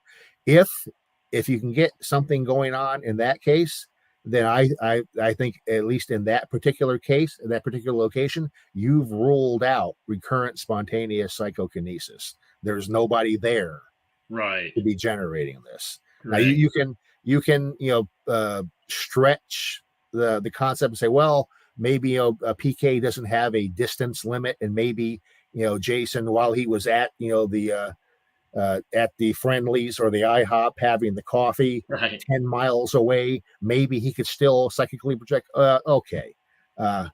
Maybe, but I would not bet my life on that. I think if something still happens at that location after you've left, Yeah. then there's something there. Absolutely. Yeah, I agree. Yeah, we'll have to try that next time. Yeah, everybody just leave. We have tried that with EVP sessions. We've set up obviously a bunch of audio equipment and stuff inside homes, and just completely left the location and came back and picked up unusual knocks and sounds at a couple distinct locations I can remember on a couple of occasions. But I've tried all types of EVP experiments over the years. Some of them I don't even want to talk about, but I mean, just all kinds of crazy stuff. But we've done a lot of, we try to document. I mean, like EVP, the audio stuff. That's kind of like my favorite part of it too. And the ITC, research, and I'm a big audio guy. I like to listen to the sound frequencies and figure out what's going on, everything. That's why I try to introduce infrasound into some of these locations, because infrasound itself has been said to cause hallucinations or strange things that occur in the mind also. So it's like, Yeah. but there are debates on that. The one gentleman did some research. There was a location, a factory, where people were reporting, seeing objects out of the corners of their eye and feeling, seeing fleeting shadows and feeling a sense of presence. And this one researcher went in there and detected infrasound at a specific frequency, or with it between a range of frequencies. right, And he determined that exposure to that frequency can do a couple of things. One, it can cause the eyeballs to vibrate. And if the eyeballs vibrate at a certain frequency, you will see out of the corner of your yeah, eyes moving shadows. It may also affect the brain and cause a sense of fear, a sense of dread. right, Other scientists, and that was a big concept in parapsychology for a few years. Everybody goes, "Aha! We figured out what's going on. It's infrasound. There's no right, ghost. It's infrasound." But then other people tried to replicate the experiment, and other people have generated noise at that frequency, and it doesn't affect anybody. yeah, So maybe in some cases with the right person who's sensitive to it, it can do right. this, but it in no Yeah, way explains all hauntings. right. Oh, yeah, absolutely. I don't think so either. And yeah, I mean, even the military has, sound weapons. They can direct sound toward a group of. It's a riot control weapon. They've Mm-hmm. got. I'm sure you know about that. That can cause sickness and people to throw up, and Yep. it's just crazy what sound frequencies and waves can do to people and your body. And the mind. It's pretty weird. Yeah. And when people are in a haunted location or a poltergeist location, people report being scared, experiencing fear. Uh, it's not always because the person is afraid because something strange is going on. Sometimes it seems to be artificially induced fear. I've Right. experienced it. I've been not on cases per se, but I've been at places where just out of the blue, I've walked or driven past a threshold, an invisible threshold. Then all of a sudden, boom, I've been enveloped by a sense of terror to the Hmm. point I have to get out of here. I have to get out now because something very, very bad is going to happen. Uh, and coming just from me, I might just be a nut job who needs to be put away somewhere. But so many people uh, have reported that exact same sensation at haunted locations or in poltergeist cases. So something externally is causing that sense of fear. Right.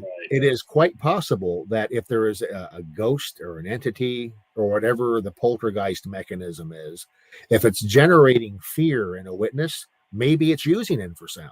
Maybe Right. that's some process that generates into the environment, which Right. causes that effect on the recipient. Yeah. We just don't know. Yeah. Yeah, we've done interesting experiments with that involving, psychology in the mind, even, fear breeds fear. We've Well, it's noticed. contagious. Oh, Absolutely. yeah, it's absolutely contagious. Yeah, we've noticed that on different locations and different places we invest, especially our haunted tours. One person gets scared, they all get scared. It just goes down the line. It's like, Yeah. and yeah, a lot of that's like just the mental perception of the environment and everything that's happening. Yeah. The first person who yells, "Dude, run!" then everybody's going to follow running. Exactly. Yep. Yeah, it's crazy how that works.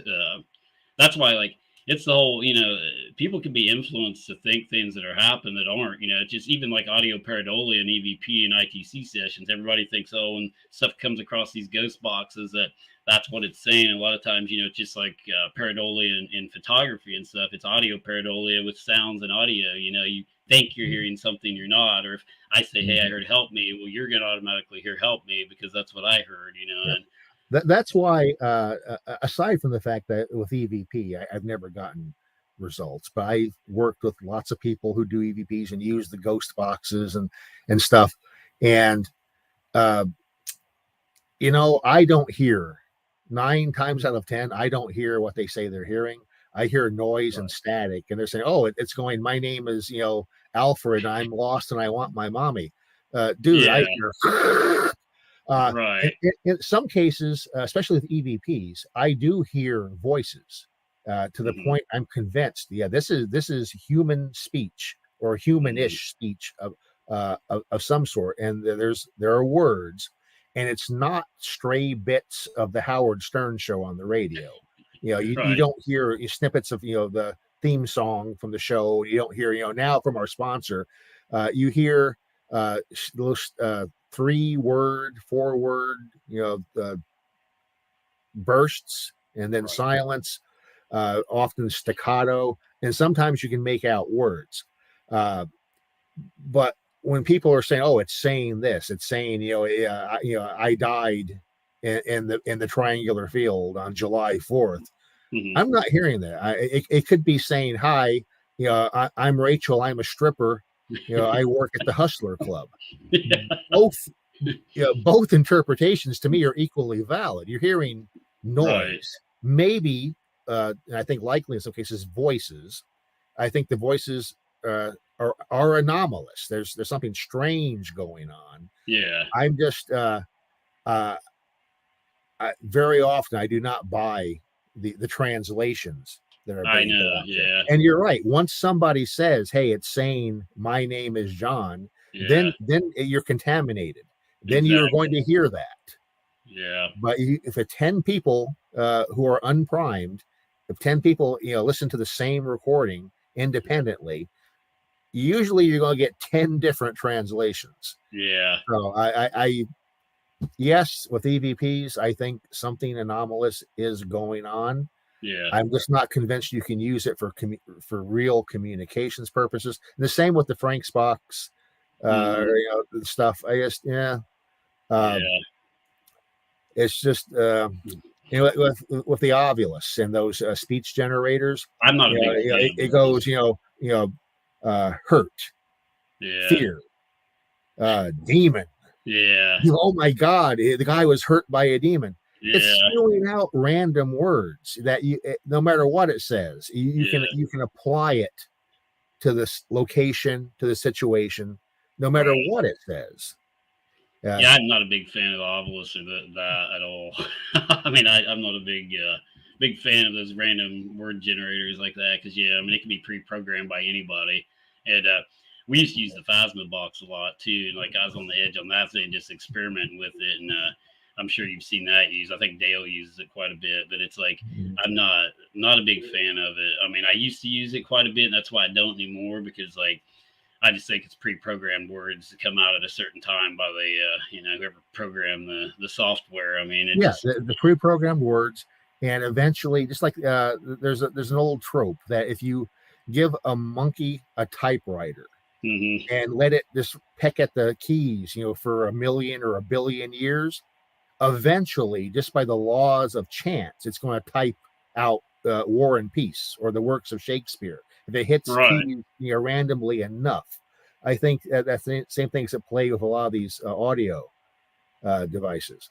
That's a good, The other issue I have with these devices, even if you are getting something which seems like anomalous communication, and I think sometimes you are getting something anomalous, but I think it's a leap to say, okay, I'm talking with the ghosts that are haunting this house. absolutely. The Yeah, folks who first got EVPs, Friedrich Jurgensen, right. Raymond Bayless, Sarah Estep. Sarah Estep, who Oh, is yeah. the grandmother of EVP and ITC, she used to sit in her house with her recording equipment and record voices and have sometimes two-way communications with anomalous voices from all over the place. They seem to be dropping in because Yep. they knew she was trying to make contact. So if Yeah, that's the case, if you can talk to these voices in your own home, why are we assuming that when we're at the haunted location, if we get some snippets of words, right. even if the words seem to be responding to what we've asked or what we're saying, to make the leap of hell, we're getting some voices in the triangular field at Gettysburg. It must be a soldier who died in this spot. Right. That's an assumption without any That supporting validity behind it. It might be, or it might be some guy who died in Uganda, exactly. 2 weeks ago, who has picked up that, hey, you're trying to reach out to the other side, and he's going to drop in and say hi. Yep. That's a Unless the voices say something specifically in context with the location, with a yep. historical event. If you get a voice, in the Jenny Wade house, and it's a female voice saying the bullet came through the door. Yeah. Okay, maybe in that case, yeah. But then again, maybe it's a ghost from somewhere else who just knows history. Yeah, exactly. Uh, That's what I try to tell people with these EVP sessions and ITC sessions too. I tell them the same thing. It's like I compare it to like a telephone. I could pick up the telephone and call somebody in California right now. It's basically if we are communicating through ITC or EVP sessions, it's the same process. Does it because you get an EVP or intelligent communication on some type of ITC device, that doesn't mean that location is haunted by whatever's coming through. You could be picking up something from who knows where. I believe this communication is intelligent. It's coming from somewhere. I just don't like. I can't say that it's even a ghost or spirit. Maybe a multi-dimensional, whatever you want to call it. It could be multi-dimensional entities. I mean, yeah. it could be. That's why I think ITC is a valid arena of paranormal research, and Yeah, I think the folks who are doing ITC research, I think that's excellent. I think there's something going on there, and the right, more experimentation and brainstorming different ideas and using different equipment. Even right, though I'm not convinced, of these different devices, you have to try everything because if you don't, you're never going to find the one thing that really does work. So absolutely do this stuff. I just think that ITC and EVP are a separate area than ghost and haunting absolutely. investigations. And I Yeah, think it's dangerous if we start assuming that they're interrelated or have anything to do with each other. They might, but that's an assumption. It's an assumption that we've not been able to verify. right. Yep, I agree. Let me see if there's any questions here.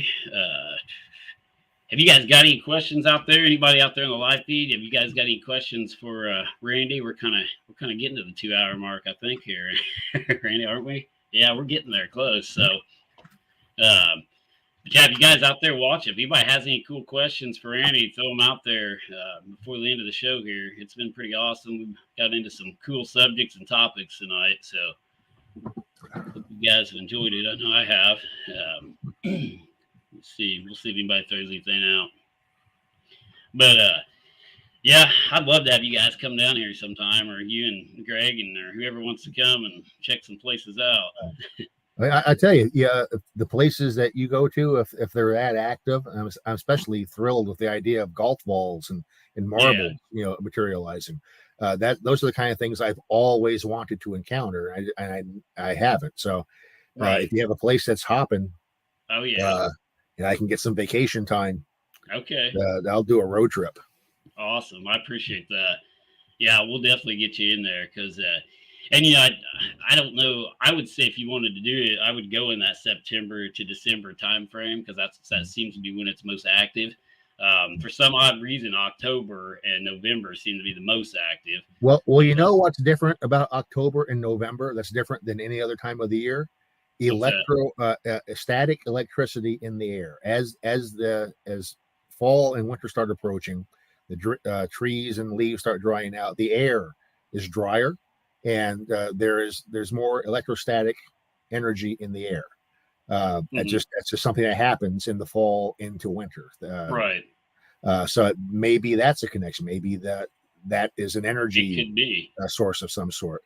So that's why it's important to document, time of year, again, it's the full moon. And these things may have nothing to do with this, but we just don't know. So we have to record every variable uh, to see if a pattern does show up when you examine multiple cases. If you look at 10 cases you've done and you go, hey, these 10 cases, that stuff happened on 8 of them it was September, or 8 of Right. them it was raining.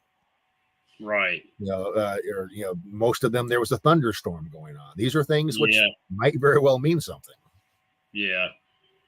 Yeah, we've on the rain part, I've noticed it both ways. I've noticed activity during rain or just, a clear night. So, I mean, the rain doesn't seem to affect stuff in there, but definitely lightning storms, thunderstorm and thunderstorm activity seems to increase the activity, in the moon phases and everything. Um, a couple questions. Solar storms. Solar storms. We keep an eye on that too. Let me see here. Got another question for you here. All right, says Randy, thank you for your service as an LEO and great show. Have you had any dealings with shadow people? uh, Shadow people is a term that's relatively new. Back in my day when I started doing this, nobody talked about shadow people as a separate type of phenomena.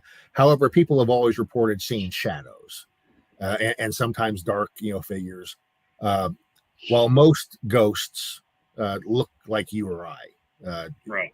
you'd walk by a ghost on the street and think it's just a person you're walking by. But there are cases people seeing, dark, shadows and stuff. I've never categorized it as a specific phenomenon. I just think it's a way that apparitions sometimes manifest. That being said, yes, I have encountered black, shadowy objects that I saw in a pitch black room. That the room was so dark, I should not have been able to see anything that was black in the room. Yeah. But what I saw seemed to be so dark. It was darker. I could see the outline of a humanoid figure, but I couldn't see my hand in front of my face. So Yeah. something was up there. That But makes it a lot I've more experienced valid. that twice, both at the same location. Right. That's a lot more valid when you're stating that it was a dark room. There's not a lot of light coming through to create shadow and everything. So that makes it even more legit, in my opinion. Seeing something in a darker area. That's interesting.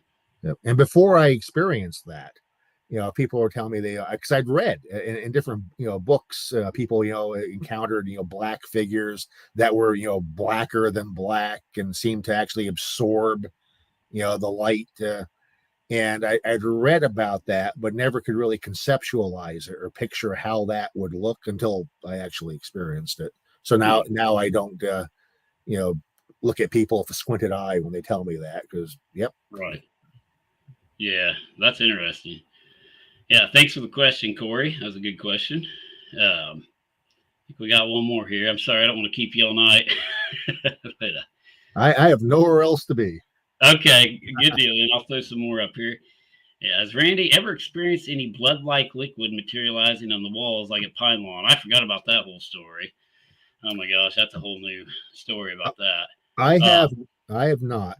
Uh, blood and blood plasma have been reported dripping from ceilings and walls at some locations. My colleague Barry Taff worked a case in San Pedro, California, back in the 80s, where they had a pinkish viscous material dripping out of the kitchen cabinets from no obvious source. And when they had it tested, it was blood plasma. So that's happened in more than one case. It's rare. I mean, I'm aware of maybe 3 or 4 cases in the history of this. Some of the cases going back a long time. Because it does happen. So we had that phenomenon at Pine Lawn Manor also. That was on Halloween night. We documented that, put pictures out and everything too. It was Halloween night into actually November 1st, All Saints Day, or also into that, and that night about ended my paranormal career, because I walked in and actually saw some of it materialize on one part of the wall. And we documented it. I got a camera in there as soon as possible. I mean, it was dripping. One of my team members, he actually has a blood testing kit, and he's into all that. And he brought his blood testing kit over as quick as possible. We tested it. I've still actually got Q-tips with the sample of the material on it. So I've got, record. But he tested some of it. Some of it came back positive for blood, but not human blood. And some of it came back negative on the same wall sample. It was showing mixed results of blood versus not blood, which was very strange. And but I did keep a sample of it. I don't know what caused it, but that was one of the defining moments too. That just, I have no idea. I didn't even know how to begin to explain what I witnessed and seen. Not only did it appear on the wall, but we found it drip down the hallways.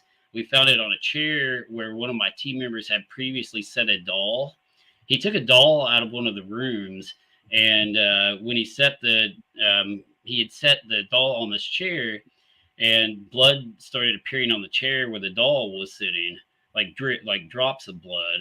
And it also was on the windows up in the hallway, like on a door. And we can't explain any of it. I mean, I have no clue.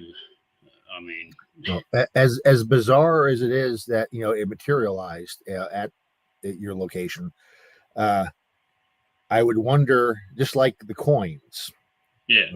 Where did the coins come from? Right. Where did the blood or the blood plasma come from? Right.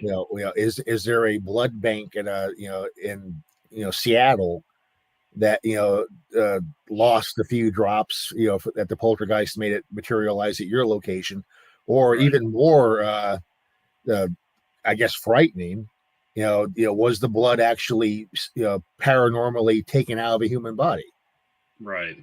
That's strange. That's strange to think about. I never even thought about it being taken out of, what if it was even taken out of one of us? I mean, we didn't feel weak or anything, but what if it was? It might not have been enough, for you to notice any weakness or anything.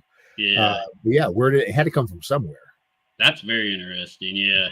I never thought of it actually coming out of somebody else like that. But Becky was talking about, that's the same night we captured a marble flying at me and getting hit too. That was the same night we captured that on video. So you've got to see this place. I mean, it's incredible. Like I said, I've been all over. I mean, I've been to the Stanley Hotel. I've been all over to all the haunted prisons. I've been to insane asylums all over the United States. I've been to Florida, Mansfield Reformatory, out to Pennsylvania, to the battlefields, as when we investigated out there, and all over the place. And I've never in my life seen anything like this location. I mean, it just, I can't explain it. I'm psyched up for a road trip now.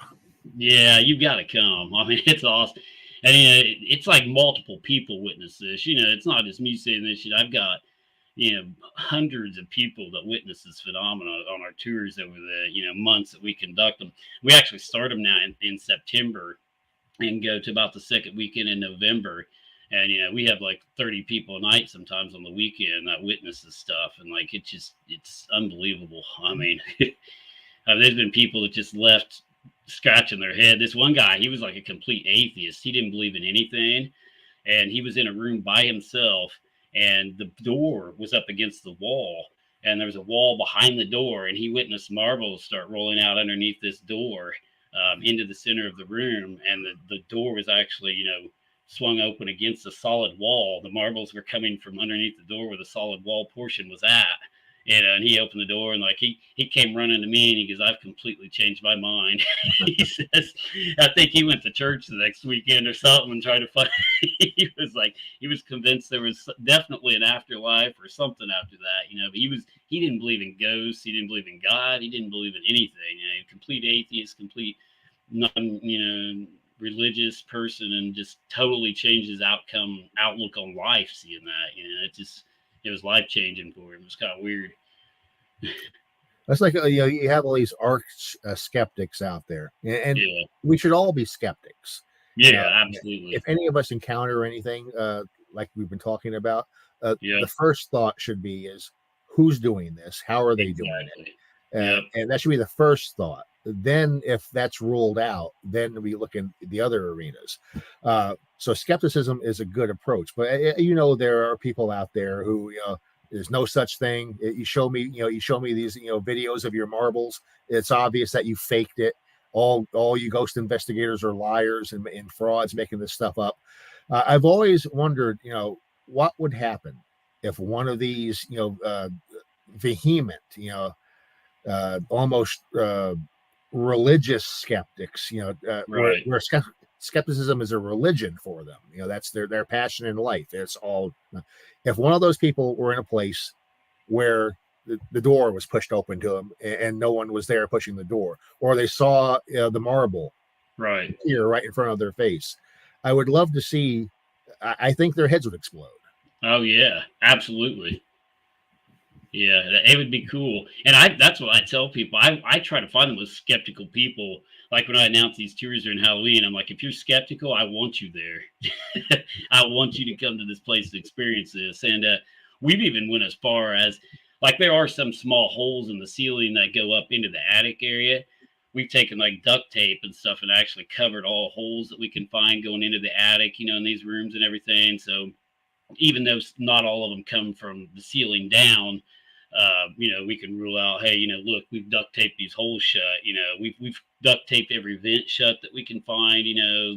So nobody can be throwing them from somewhere. Or no foul play going on. So I mean, and I show everybody. I've said you're more than welcome to go up into the attic anytime you want, because there is an attic in the building, and we check it all the time. I mean, we'll run up there if we hear something, and shine around, go through the whole attic, and nothing's up there.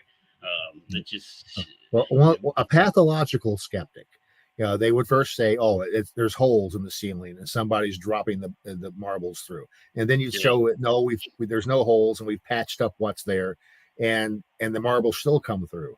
Then they're going to say, "Oh, well, somebody threw a marble and hit the ceiling, and then it bounced back off, but it didn't come through." But then you show them that there's nobody else in the room, and right. then they actually see the marble go pop, through the ceiling or appear midair. Then it's right in front of their face, and you've controlled the environment that there's no way it can Right. be faked. Then they're going to say, they're not going to go, "Oh, you're right, this is paranormal." They're going to go, "How did you hypnotize me to Probably. make me think I saw that?" That's going Probably to be the so. response. You're never going to convince these people. Yeah, that's exactly right. Yeah. Yeah, I've dealt with some people like that. And I like to be skeptical myself. I am skeptical. I'm trying to figure out a natural explanation for this still. I don't want to say it's something I can't explain, because I like to explain things, and that's my thing. I like to debunk things, take a scientific, look at things and logical explanations for everything. And it's just like, that place has just left me baffled.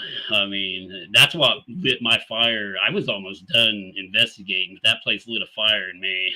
I mean, to just further explore after, I started experiencing that stuff. So, I mean, it's a cool place. Um, Let me see here. I think we got one more question here for you, Randy. Have you ever seen other cases like my own where there was an obviously a definite agenda, pretty much a desire of the entities to orchestrate my help in carrying out their agenda, even to the degree of changing other humans' normal patterns of behavior to assist in achieving those ends? I have not. Huh. Don't know.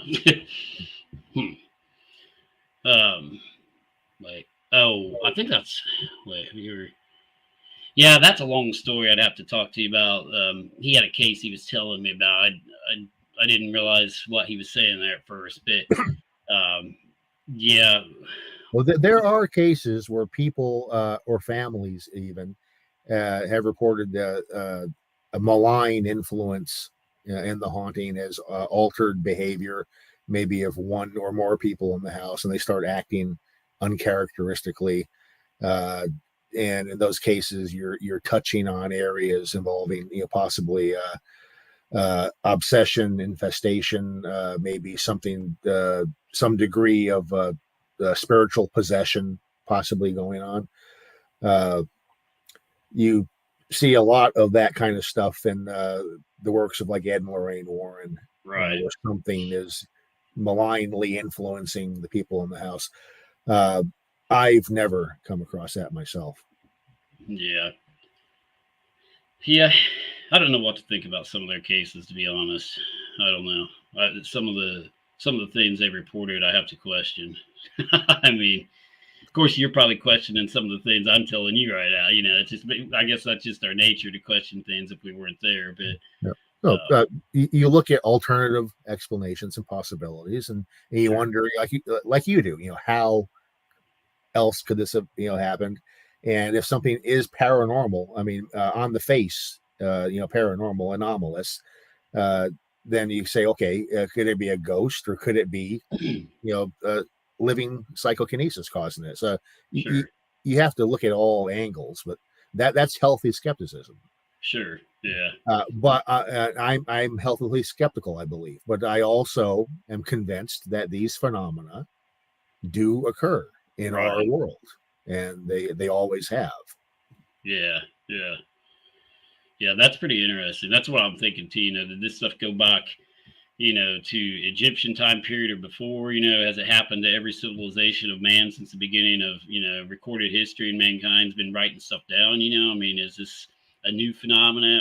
I think it's probably existed clear back into the beginning of the human race itself. Do you agree? Or Uh, some of the well, there's paranormal phenomena written about in the Bible. yeah, There are some of the oldest books written about ghosts and hauntings specifically go back to the uh, Pliny the Younger. We're talking back in the I'm going to mess up my timelines here, so do not answer a quiz question based on what I'm saying. But right, back in like the times of Socrates, yeah, people were experiencing ghosts and writing about what they experienced. There are reports, tribesmen in Africa in the 1600s in grass huts reporting seeing stones mysteriously materializing right below the ceiling of their hut with a pop, then falling to the ground. Uh, Hmm. Today, it's marbles or golf balls, but it's the Right, same phenomena yeah, manifesting in the same way. And it doesn't matter where on the planet, what country, what culture, or when. right, Uh, the phenomenology is the same, especially for poltergeist cases. yeah. And see, like that's interesting too about the stones and stuff back then, because one of my theories was, are we so technologically advanced now that there is actually somebody over in some other country with, like the whole CERN thing, even, and they're different, maybe somebody's made a machine that can teleport or apport objects, to different places that we just Mhm. don't know about. And they just happen to pick our area that day to throw stuff into. I mean, Well, yeah. Well, let's say someday there is a transporter, a yeah. teleportation machine, which is going to cost billions of dollars, and the world's top scientists are going to develop it. And then once they have it up and running, what are they going to do? They're going to throw marbles Yeah. at your house. Right. Yeah. Yeah. What's the chance? Yeah. I mean, I've thought of everything though. It's just like, how could this be happening? One of the other crazy things that I observed on these plastic balls that got thrown one time, we got a yellow ball, a blue ball, and a red little plastic ball like you would get out of like a gumball machine. Like they were just little Mhm. small ones about the size of a rubber bouncy ball. And um, I looked at them, and upon closer examination, I was like, I have no clue where these things are coming from, And I looked at it, and this has been a running joke in our group for a long time, but it said "Made in China" on these little plastic balls, and these things materialized out of nowhere, but they actually say "Made in China" on them, and I'm like. I made a joke. I said, I guess even the ghosts are getting their stuff from China, but it was kind of funny, because these things said that. And it was like, so they have to be these had to be objects made previously, and bought, and, they got them from a store, they got them from China. I don't know. Yeah, it doesn't look like the ghost or the poltergeist is magically making these objects from nothing. It's not, it's not magic. Right. When you have something that says, made in China, or it's a coin, with Queen Elizabeth's face on it, Yeah. and it says 1952, United Kingdom. That's something that was physically snatched from somewhere else, Right. transported to where you are. Right. How, we don't have a clue. I'm assuming that the object is not leisurely flying across the Atlantic Ocean and then flying in through a window. It is some sort of instantaneous uh, uh, materialization of matter. It Yeah, disappears from one absolutely. spot, then probably instantaneously it pops into another spot. Well, I don't Yeah. want to say instantaneously because we don't know. Maybe, like you said, your keys disappear. Mm-hmm. My mother, uh, she used to smoke several packs of cigarettes a day. She was a very heavy smoker. Uh, she'd go out and get a cigarette lighter, like Bic butane lighters. Every time she would buy a lighter, it would disappear. She'd buy a lighter, lay it on the kitchen table, go to the bathroom, come back, lighter's gone. No one else is in the house. Nobody came in the house. So she used to tell me about this, and she couldn't keep lighters. And she'd put lighters in her purse, and then it's not there. Just constantly. These were cheap Bic butane lighters. She had Right. one lighter that had some sort of emotional significance to her. It was a gift from a family member. I don't know the exact circumstances, but it was a lighter, uh, I assume refillable of some sort. And she had emotional attachment to that lighter. That one never disappeared. It was always the cheap, Bic butane lighters. And it was not just one time, it was repeatedly. Something was making these objects disappear. Uh, I wonder where on the planet people were saying, hey, where are all these lighters doing? Right. Yeah, I keep finding in my refrigerator when I Yeah. open it to get a Coke out. Uh, and it makes you wonder what was happening with my mother. Eventually died from cancer. The smoking, Sorry to hear that. the smoking definitely played a part in that. I wonder about this from two different avenues. One, was it psychokinesis? Was she subconsciously making the lighters pop out of existence or go somewhere else because subconsciously she knew that smoking these cigarettes was damaging her health, maybe Right. even at some level she knew it could kill her someday, and she wanted to keep smoking consciously, but subconsciously, nope, you can't smoke the cigarette if you don't have a lighter. So Yeah. I can see that as being her subconscious psychokinesis. That's Could interesting. also be a ghost. Maybe it's some family member, a deceased family member who is, watching over the family and saying, nope, I'm not going to let you harm yourself. I'm getting rid of these lighters. But the fact that the one lighter that had some emotional attachment that she really, it was important who gave it to her, I assume, that Right. one never went away. That suggests to me Hmm. uh, that's her. Yeah, that's Because if it very was a interesting. ghost, it's going to say another damn lighter, it's out of here. But but subconsciously, she would not make that one disappear. That's very interesting. Yeah. Huh. Yeah, that's pretty cool actually. Yeah. it's hard to come up with explanations and hypotheses and theories for all this stuff. I mean, it's and those lighters, I'm sure, went somewhere, uh, but we don't know if it happens instantaneously. Did a lighter disappear from the table at one moment, and then it shows up in somebody else's house or in their freezer instantaneously, or maybe right. these things are floating around in the cosmic vortex, and Hmm. maybe 20 years later it Yeah, materializes somewhere. When you yeah, find coins that appear, and the coins are from the 1800s, 1700s in some cases. Uh, Maybe those coins have been floating around or traveled through time. Maybe right. it disappeared in 1700, then instantaneously pops into our time.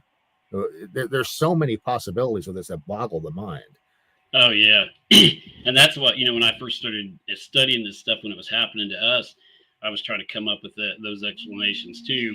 Hold on just a second. Uh, Sorry, phone was ringing.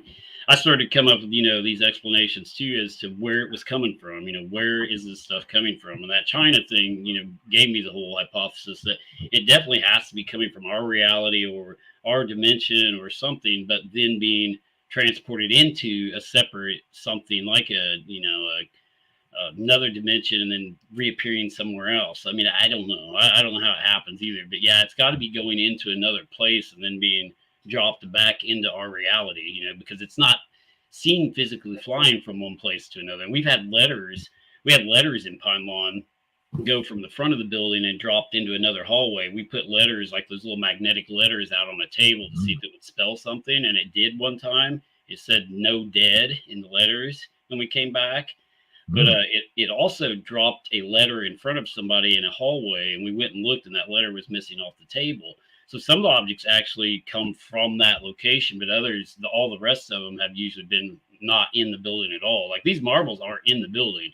We've been through the attic, we've been through the whole place and cleared it, and there's no marbles. We pick them all up and take them out of there after they throw them, and they just keep coming from nowhere.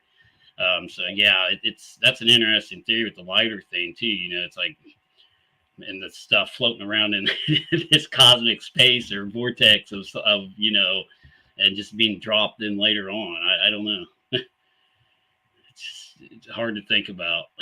I mean, And the more you think about it, especially the later at night you think about it, the more your head hurts. yeah, exactly. But that's what makes this fascinating. Some of the issues are so profound. Yeah, Uh, you're talking about teleportation, maybe even time travel. For these right. objects. Yeah, absolutely. You want one more real quick or? Sure, go for it. Okay. Here's a comment from Michael Wilcox. It says, in the newly published Skinwalkers at the Pentagon book, many, if not all, of the scientists researching at Skinwalker Ranch would bring high strangeness, poltergeists, shadow persons, dogmen, etc., home with them.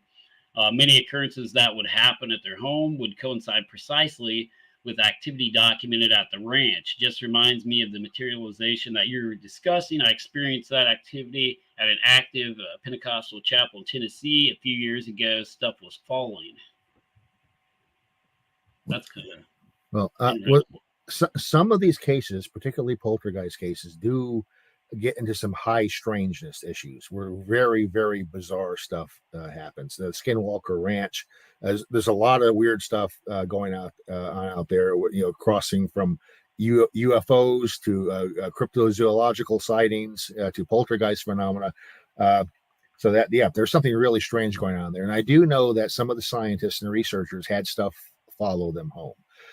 That's occurred in several cases where investigators, including credentialed scientists, have had stuff follow them home. I've had stuff follow me home Oh, yeah. from cases. I've had stuff do stuff remotely affecting me in my house before I even got to the location in the first place, just after talking to a person on the phone about it. The San Pedro poltergeist case I mentioned earlier, the activity followed the investigators home. There's a book a colleague of mine Darren Ritson has written a book called Contagion, Yeah. where he's researched various cases around the world where phenomena has latched on to either an investigator or a witness who just happened to stop by and visit a location that had activity, and then the activity shows up at the witness's home or the investigator's home. Doesn't last long. Stuff hitches a ride with you through some mechanism. Barry Taff calls it a psychovirus, that somehow the activity is contagious and it interacts with the human physiology and neurology for a while. Like you bring the flu back with you. Right. And it runs a cycle through you and your home location. Then it just fades away. But yeah, that is that's in the high strangeness arena. That does not really fit in with the basic, simple poltergeist model of recurrent spontaneous psychokinesis, where it's one person and stuff happens around them where they are. When stuff starts showing up at location A, location B, there are cases where you have 3 investigators go to a location, they witness stuff, they go back home, and stuff starts happening at all 3 of their houses at the same time, while the original activity is continuing to happen at ground zero. Right. So that you're talking high strangeness, there's something going on there which is not linear RSPK being locally generated by somebody's brain. Absolutely, at point A. So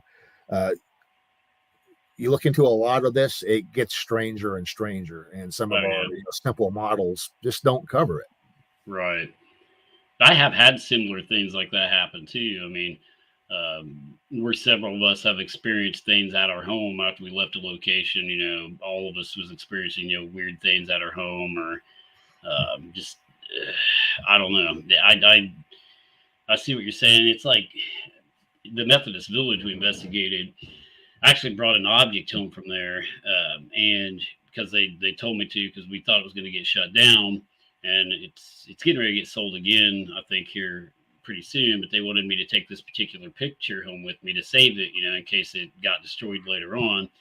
So I brought it home with me, and after I brought this picture home, I started having strange things happen in my house. But other people on my team also were having strange things happen in their house, and I didn't know it was connected to the picture. I have a little no haunting sign. Hold on, I'll grab it real quick. This thing is up here on my shelf. If you can see that in the camera. And they like to throw this around my room at different locations or lay it different places in my house.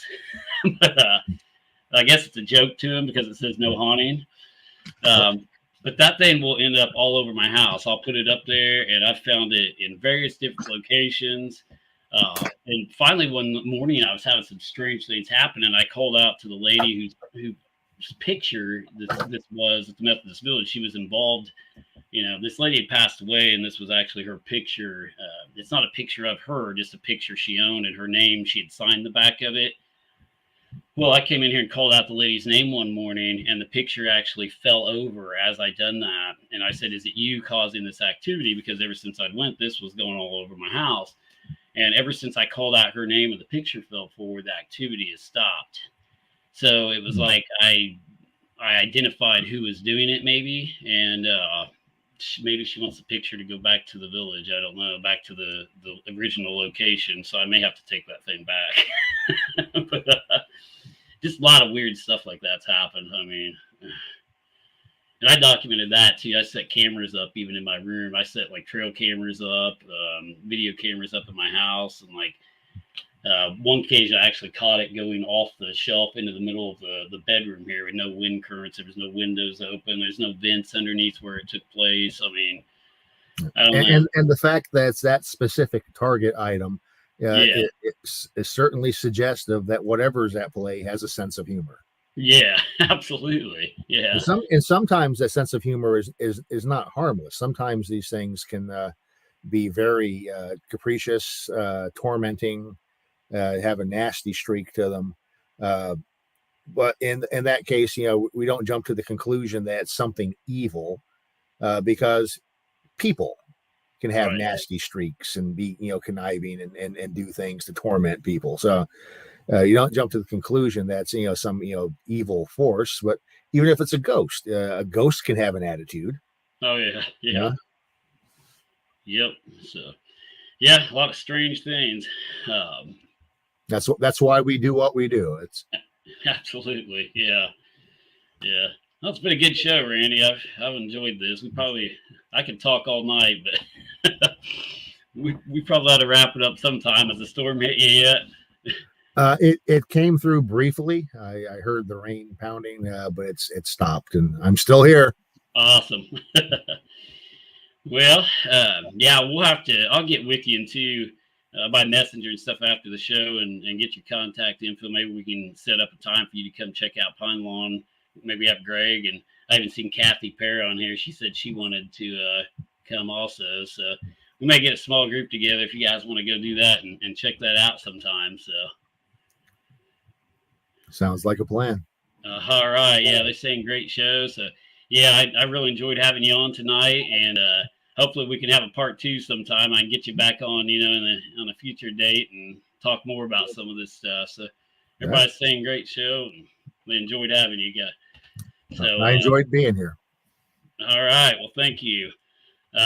Yeah, I guess I'm gonna go ahead and wrap this up, Randy. I appreciate you coming on, and I'll talk with you in Messenger and give you some contact information and everything so we can set something up. So cool. All right. We will try to get you out here. Having some technical difficulties. Okay, here we go. Talk to you later, Randy. Have a good night. Take care. All right. All right, guys. That was Randy Liebeck. Awesome show tonight.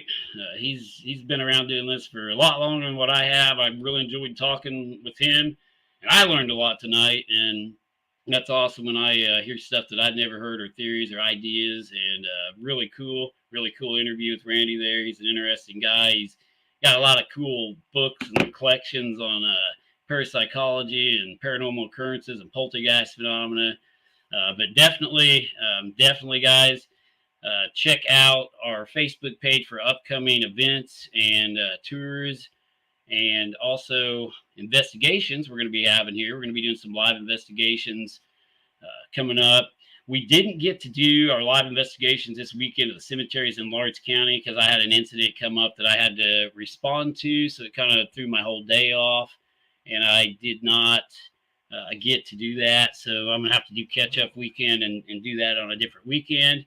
But we did go to the United Methodist Village this weekend and investigate there, and had a weird occurrence take place where a female member, a member, it was a female in the group that was investigating with us. She wasn't one of our team members, but she's kind of been associated with the group for a long time. But she went unconscious in the United Methodist Village, guys. Like, just went unconscious in the room where the lady had fallen and hit her head. I wanted to talk about that briefly because that was one of the strange things that happened there over the weekend. But it scared me so bad. I went out, got my medic bag, my BVM, and because she had turned blue, her eyes rolled back in her head. We were getting ready to call 911. She came to and was absolutely fine then. I took her blood pressure. Her blood pressure was slightly elevated on the bottom number, but it was nothing, I don't know, nothing crazy out of place. Her pulse was okay. Respirations were okay. I mean, we still don't know, if it was just some type of medical issue or medical/paranormal. Maybe something went through her and caused her to pass out, or she got scared and passed out. But that happened at the United Methodist Village over the weekend, and Rick, the owner, was in there and witnessed this happening, one of the owners. But it was just weird occurrence there. Still strange things going on in that building too. But I just wanted to hit on that because I forgot about it at the beginning to tell you guys about that. But yeah, we still got that location open for investigations. If you guys want to get on the Haunted United Methodist Village Facebook page, it's our new Facebook page regarding that location. You can rent the building now if you've got a group of people that want to do that, if you want to conduct your own private investigations there. So check out that page, the Haunted United Methodist Village on Facebook, and give it a like. But we're going to call it a night, guys. I'm going to try to wrap this up, and we'll definitely keep you guys updated, and we'll see you on the next one. So have a good evening, everybody.